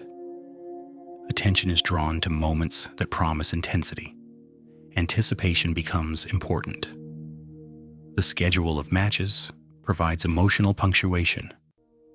Life in between feels flatter by comparison, not because it lacks meaning, but because its emotional expression has been minimized. Psychological observation suggests that when emotion is consistently externalized, internal awareness can weaken, not disappear, but soften. Feelings are felt less sharply. They become atmospheric rather than specific. This makes them easier to live with, but harder to engage with directly. Soccer cuts through that atmosphere. It gives feeling an edge. It sharpens it. That sharpness can feel satisfying. It reminds the body what intensity feels like. Afterward, the return to everyday emotional quiet can feel dull, even if nothing is wrong. This can create a cycle. The more emotional intensity is experienced externally, the more internal life feels muted by comparison. The muted feeling does not necessarily cause distress. It simply becomes the baseline. Soccer continues to punctuate that baseline with peaks. Importantly, this does not mean that men are avoiding their lives. Most are deeply invested in them. They work, care, commit, persist. But emotional investment does not always translate into emotional expression.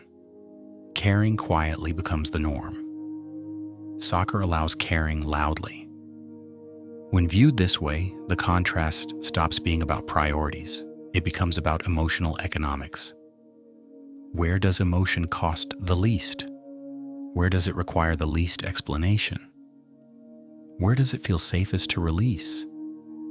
Soccer answers all three questions clearly.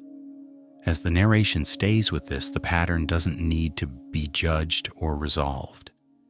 It simply exists as part of how emotional systems adapt to their environments. Emotion finds paths that are open and avoids paths that feel obstructed. The tears that appear during a match and the restraint that appears in personal life are not opposites. They are parts of the same adaptive system. One expresses, the other contains. Both serve a function. And as attention softens, this understanding can rest quietly in the background without needing to be acted on, without needing to change anything, simply existing as a calm observation about how emotion moves, where it is allowed to move, and how it continues to shape experience, even when it remains mostly unseen. If you stay with this perspective a little longer, it becomes easier to notice how quietly learned these emotional rules are. No one usually says them out loud. They are absorbed through small moments, repeated again and again. A boy sees which emotions receive acknowledgement and which are redirected. He notices when intensity is welcomed and when it is smoothed over. Over time, the body remembers these patterns even when the mind forgets where they came from. Soccer simply aligns perfectly with what has already been learned. There is also something important about the way emotion is resolved. In soccer, even disappointment has a clear shape. The loss is definite. The game is over. The feeling can move toward acceptance because there is nothing left to wait for. Personal life rarely offers that kind of finality. Many feelings remain open-ended. A relationship does not end cleanly. A career path does not clearly succeed or fail. A sense of fulfillment does not arrive or disappear all at once. Emotion tied to these experiences has no obvious place to land. When emotion has nowhere to land, it often stays suspended. It becomes something that is carried rather than released. Over time, carrying becomes familiar. It does not always feel painful. It simply feels normal. Soccer interrupts that normality. It gives emotion a landing point. Win or lose, the feeling reaches the ground. This is one reason why men may feel oddly calm after an emotionally intense match, even if the result was disappointing. The emotion has completed itself. The body has gone through the full arc. In personal life, the arc often remains incomplete. Emotion rises, then is paused, then rises again, never quite finishing. That incompleteness can feel heavier than intensity itself. Another aspect is that soccer emotion does not require self-compassion. Feeling bad about one's own life often invites a need for kindness toward oneself, something many men find unfamiliar or uncomfortable. Soccer emotion does not require this. You do not have to be gentle with yourself, because the feeling is not about you. It is about the game. This distance makes expression easier. In everyday life, emotion often turns inward. It touches questions of worth, adequacy, direction. Crying about those things can feel like standing exposed without armor. Soccer provides armor in the form of context. The emotion is real, but the self remains shielded. Over time, this distinction can shape how men interpret their own emotional reactions. Strong reactions to sports may be seen as harmless quirks, while quieter emotional states in daily life may be overlooked entirely. The visible emotion draws attention. The invisible emotion does not. Yet the invisible emotion often has a greater influence on long-term well-being. Research suggests that when emotion is not expressed, it often becomes embodied. It shows up in tension, fatigue, irritability, or disengagement. These states are less dramatic than tears, but they are persistent. Soccer offers a release valve that briefly reduces this load. The relief is felt even if its source is not consciously understood. This is why some men feel a sense of emptiness when a season ends. It is not only about missing the game. It is about losing access to a familiar emotional outlet. Without it, the background feelings become more noticeable. The absence of scheduled release can leave a quiet gap. None of this suggests that soccer is harmful or that emotional expression through sports is misplaced. On the contrary, it often serves an important regulatory function. It keeps emotional systems from becoming completely stagnant. The question is not whether this outlet should exist, but why so few others exist alongside it. Personal life could, in theory, hold emotion just as safely, but that would require environments where feeling does not automatically imply weakness, failure, or the need for immediate solutions. Many men do not encounter such environments often enough for new patterns to form. So the old ones remain. As this observation continues, it becomes clear that the contrast between crying over soccer and not over one's own life is not a contradiction at all. It is coherence. Emotion behaves consistently with the conditions it is given. It expresses itself where it is permitted, contained, and understood. It withdraws where it feels risky, ambiguous, or consequential. This understanding does not ask for effort. It does not ask for change. It simply clarifies why the emotional landscape looks the way it does, why tears appear easily in one place and rarely in another, why passion feels safer than vulnerability, why reaction feels easier than reflection. And as these thoughts continue to drift, they do not need to stay sharp. They can soften. They can remain unfinished. Just like much of emotional life itself, they do not need resolution to be meaningful. They can exist quietly, moving at their own pace, allowing attention to loosen, allowing the mind to wander gently, without needing to arrive anywhere in particular. It is also worth noticing how silence plays a role in all of this. In many lives, silence is not empty. It is full of things that were never said because there was no clear place to say them. Feelings about direction, about time passing, about whether life resembles what was once imagined often remain unspoken. Not because they are dramatic, but because they are subtle. Soccer emotion is not subtle. It announces itself. It fills the room. Silence retreats. For a while, there is no need to carry anything quietly. In everyday life, silence often returns quickly after emotional moments. A brief acknowledgement is followed by a change of subject. A feeling is noticed, then set aside. Over time, Silence becomes the default container. Emotion adapts by becoming quieter. It learns not to ask for space. Soccer temporarily reverses this. Noise replaces silence. Reaction replaces restraint. The body responds with full volume. This reversal can feel freeing, precisely because it contrasts so strongly with daily emotional containment. The nervous system responds to contrast. When one state dominates for long periods, the opposite state feels especially vivid when it appears. This may help explain why emotional reactions to sports sometimes feel larger than expected. The size of the reaction is not only about the event, it is about the relief of leaving silence behind, even briefly.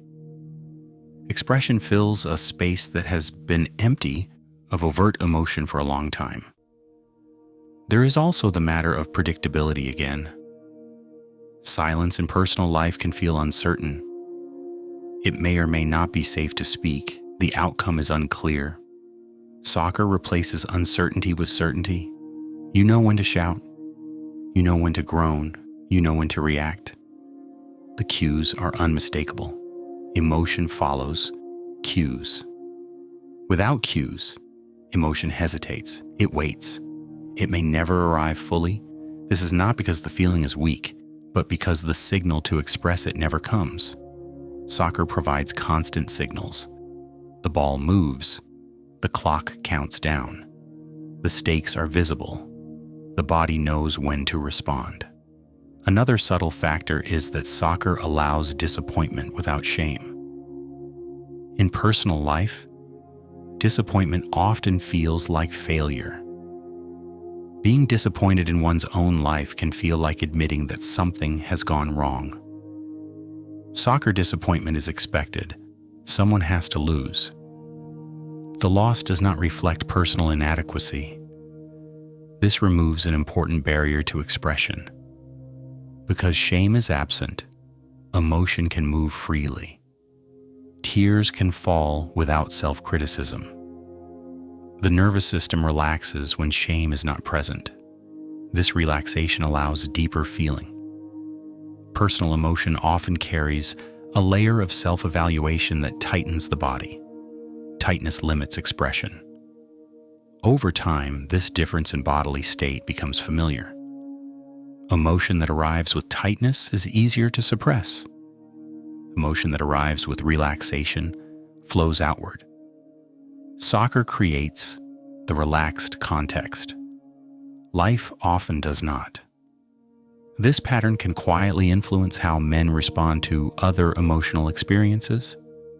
They may feel more comfortable expressing emotion about events that are clearly external, like news, stories, or shared tragedies, than about their own inner states.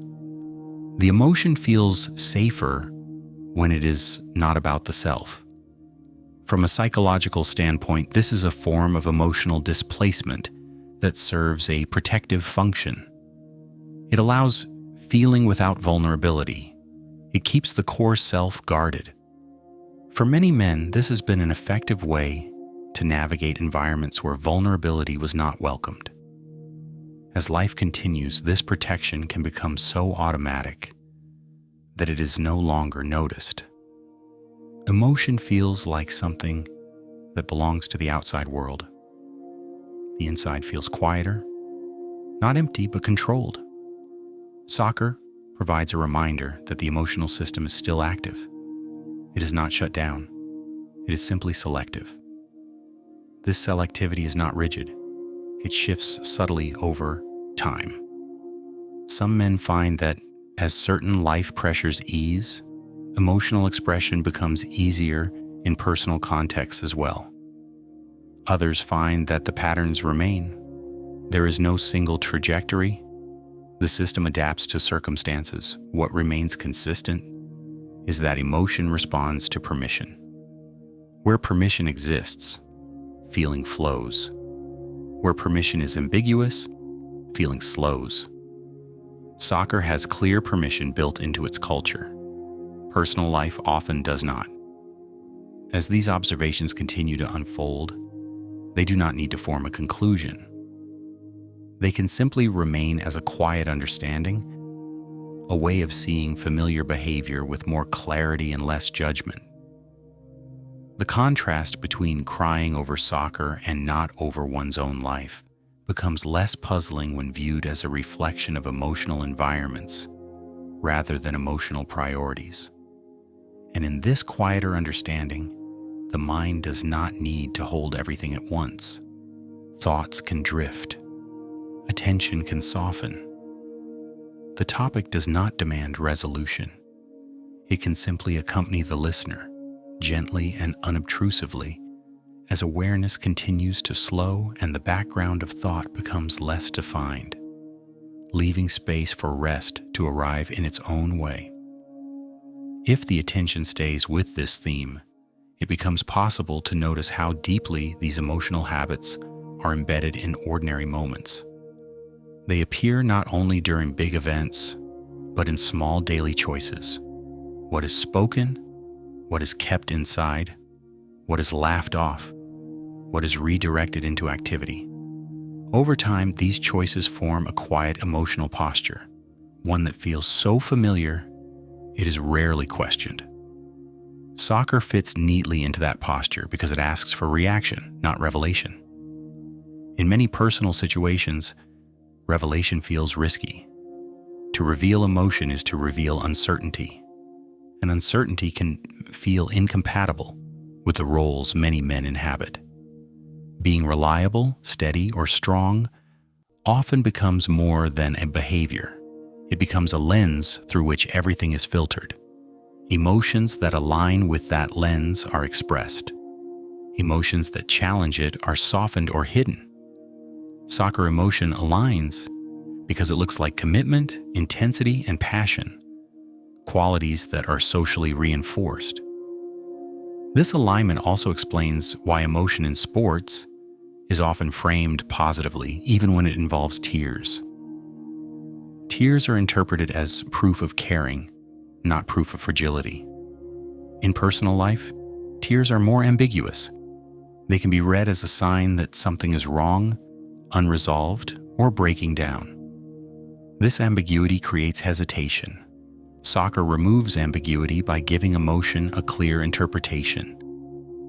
There is also the way time is experienced. During a match, attention is fully occupied. The present moment expands. Worries about the past or future recede.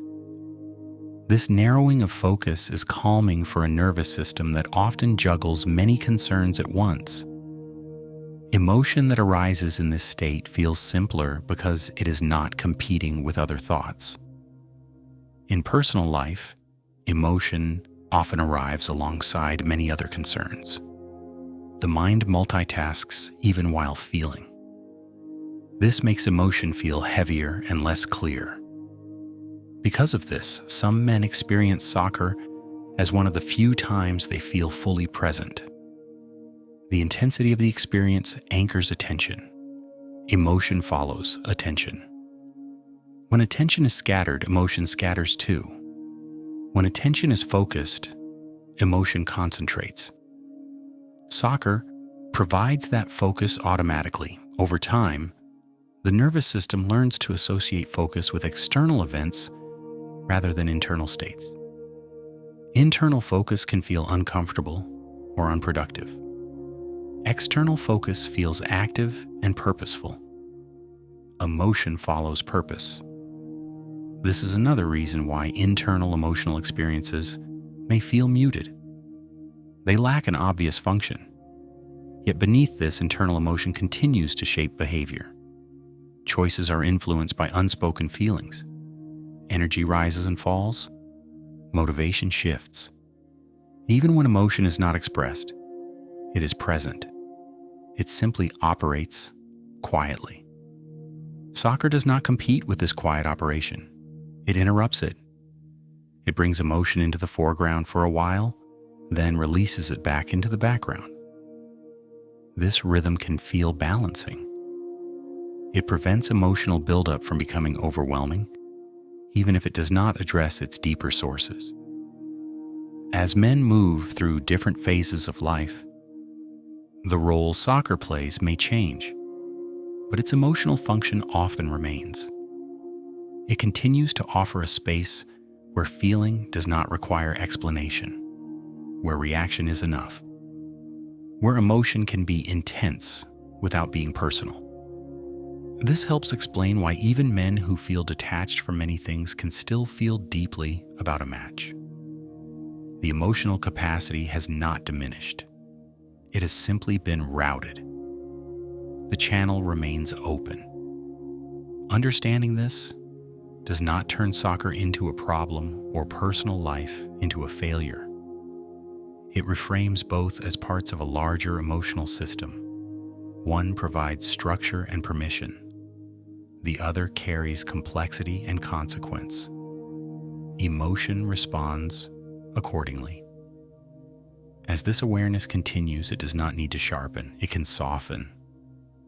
The mind does not need to hold on to every idea. They can drift in and out of attention, just like emotions themselves. Sometimes vivid, sometimes faint, always present in some form. The subject does not need a conclusion. It does not need to arrive at an answer. It can remain open like much of emotional life itself.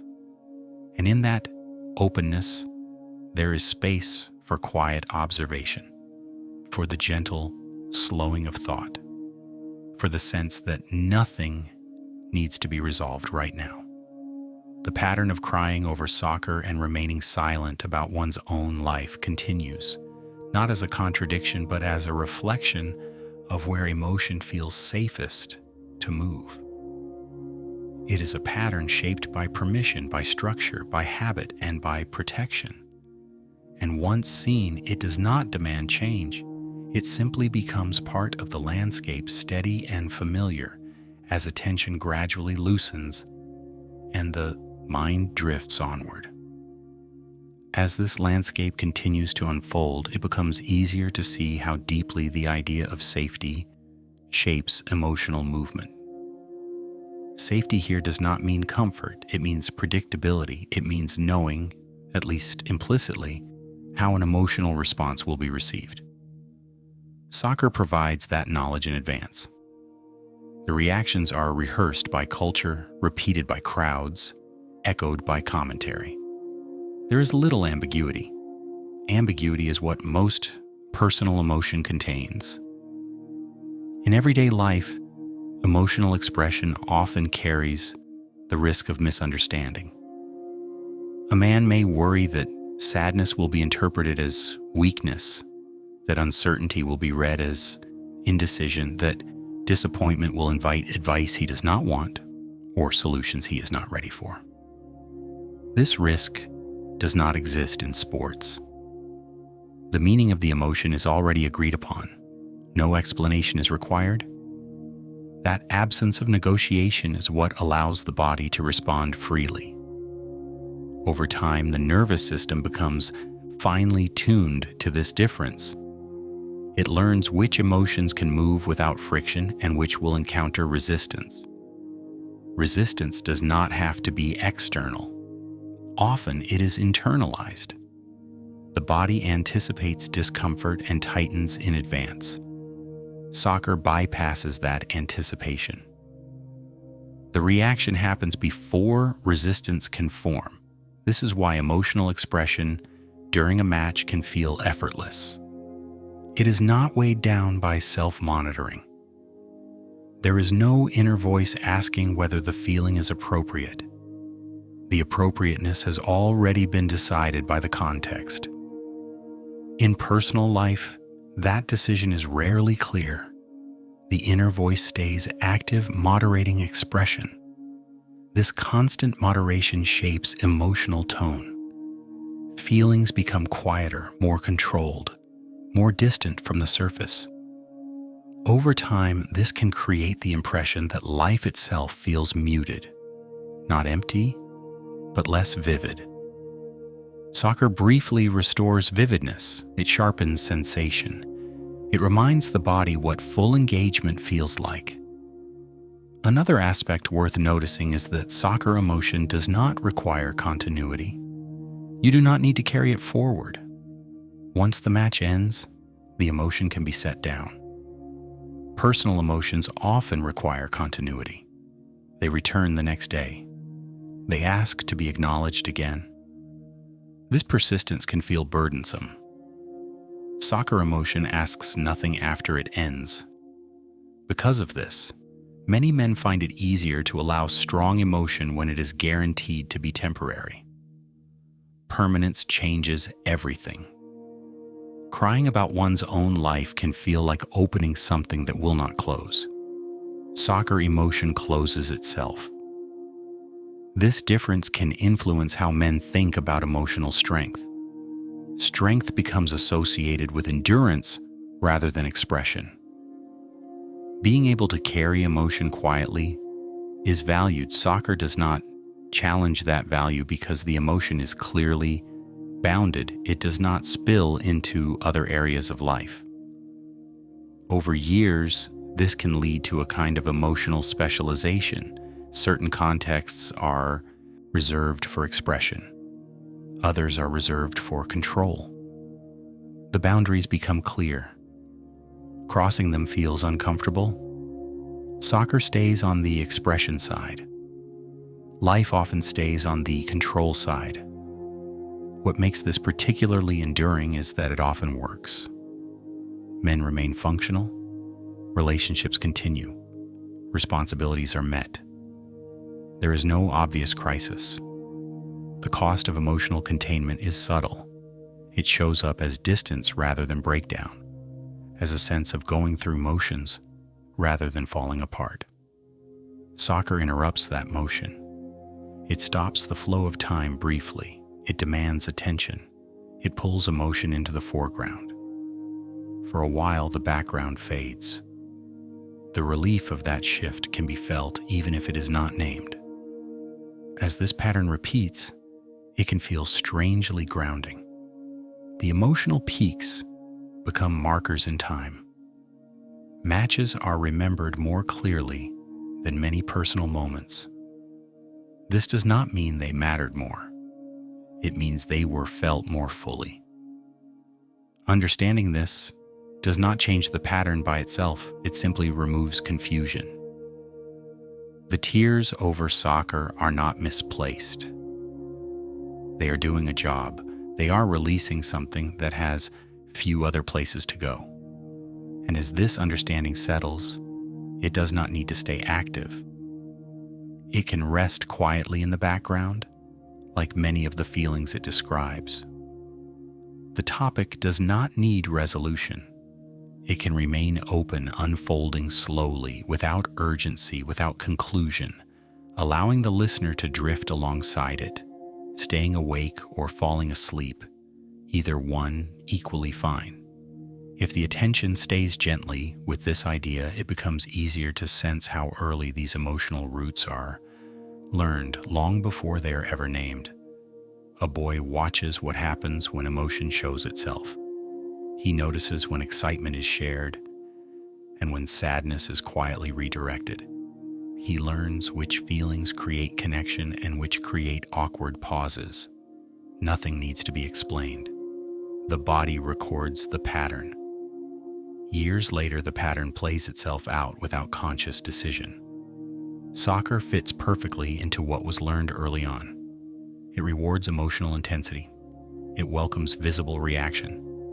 It frames feeling as engagement rather than exposure. Over time, this creates a familiarity that feels almost physical.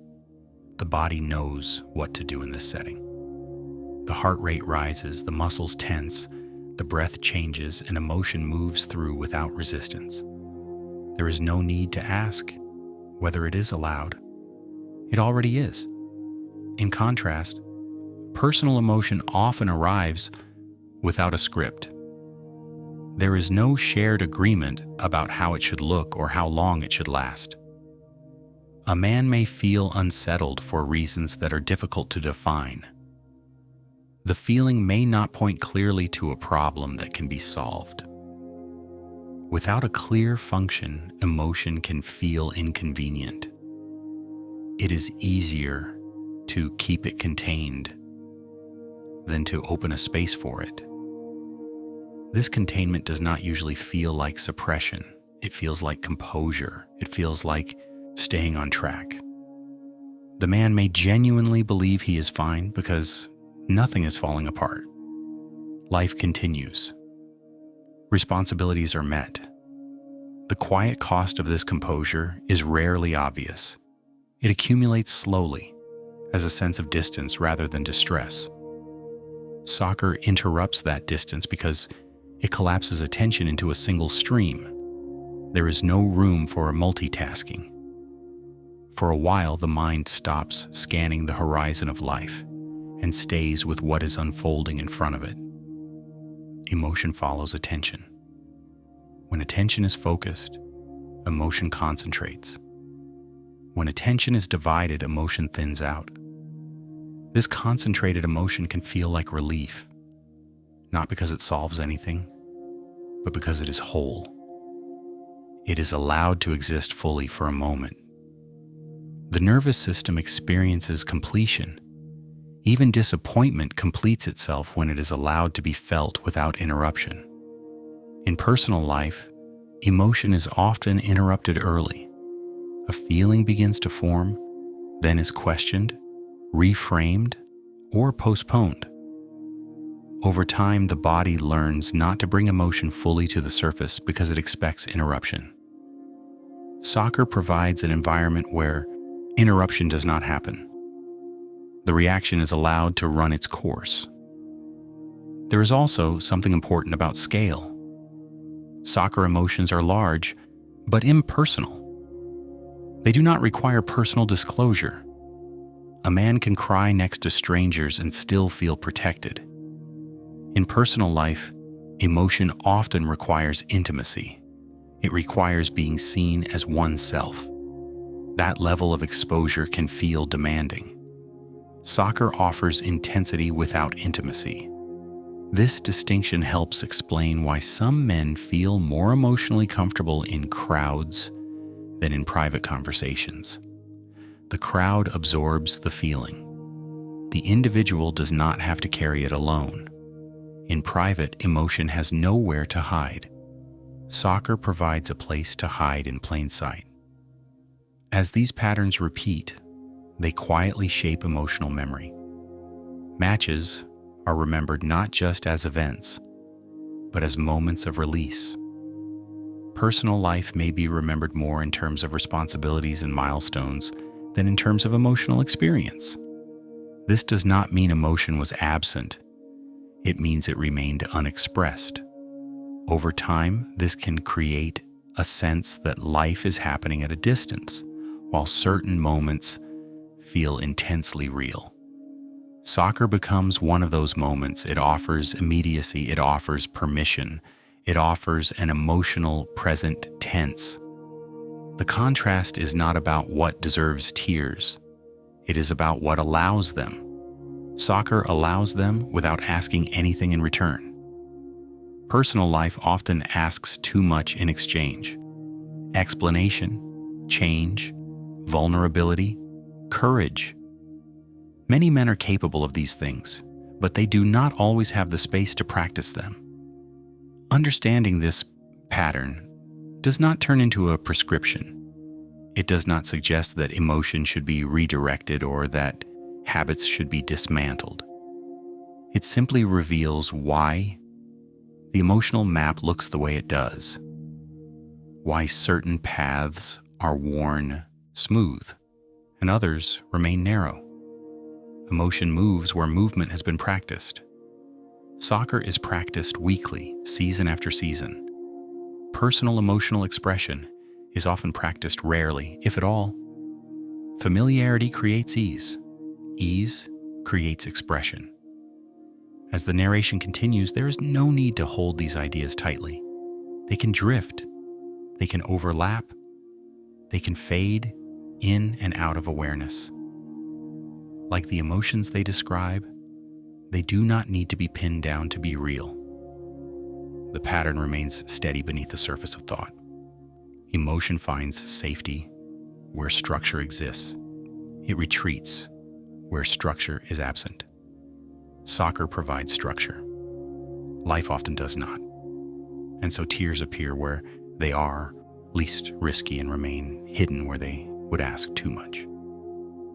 This understanding can remain quietly present, without urgency, without conclusion, simply accompanying the listener as attention softens further, and the mind continues its slow, unforced drift. As this final part settles in, the picture no longer needs to expand. It can simply rest. What has been described is not a flaw in character, not a misunderstanding of priorities, and not a lack of emotional depth. It is a pattern shaped slowly by permission, structure, and safety.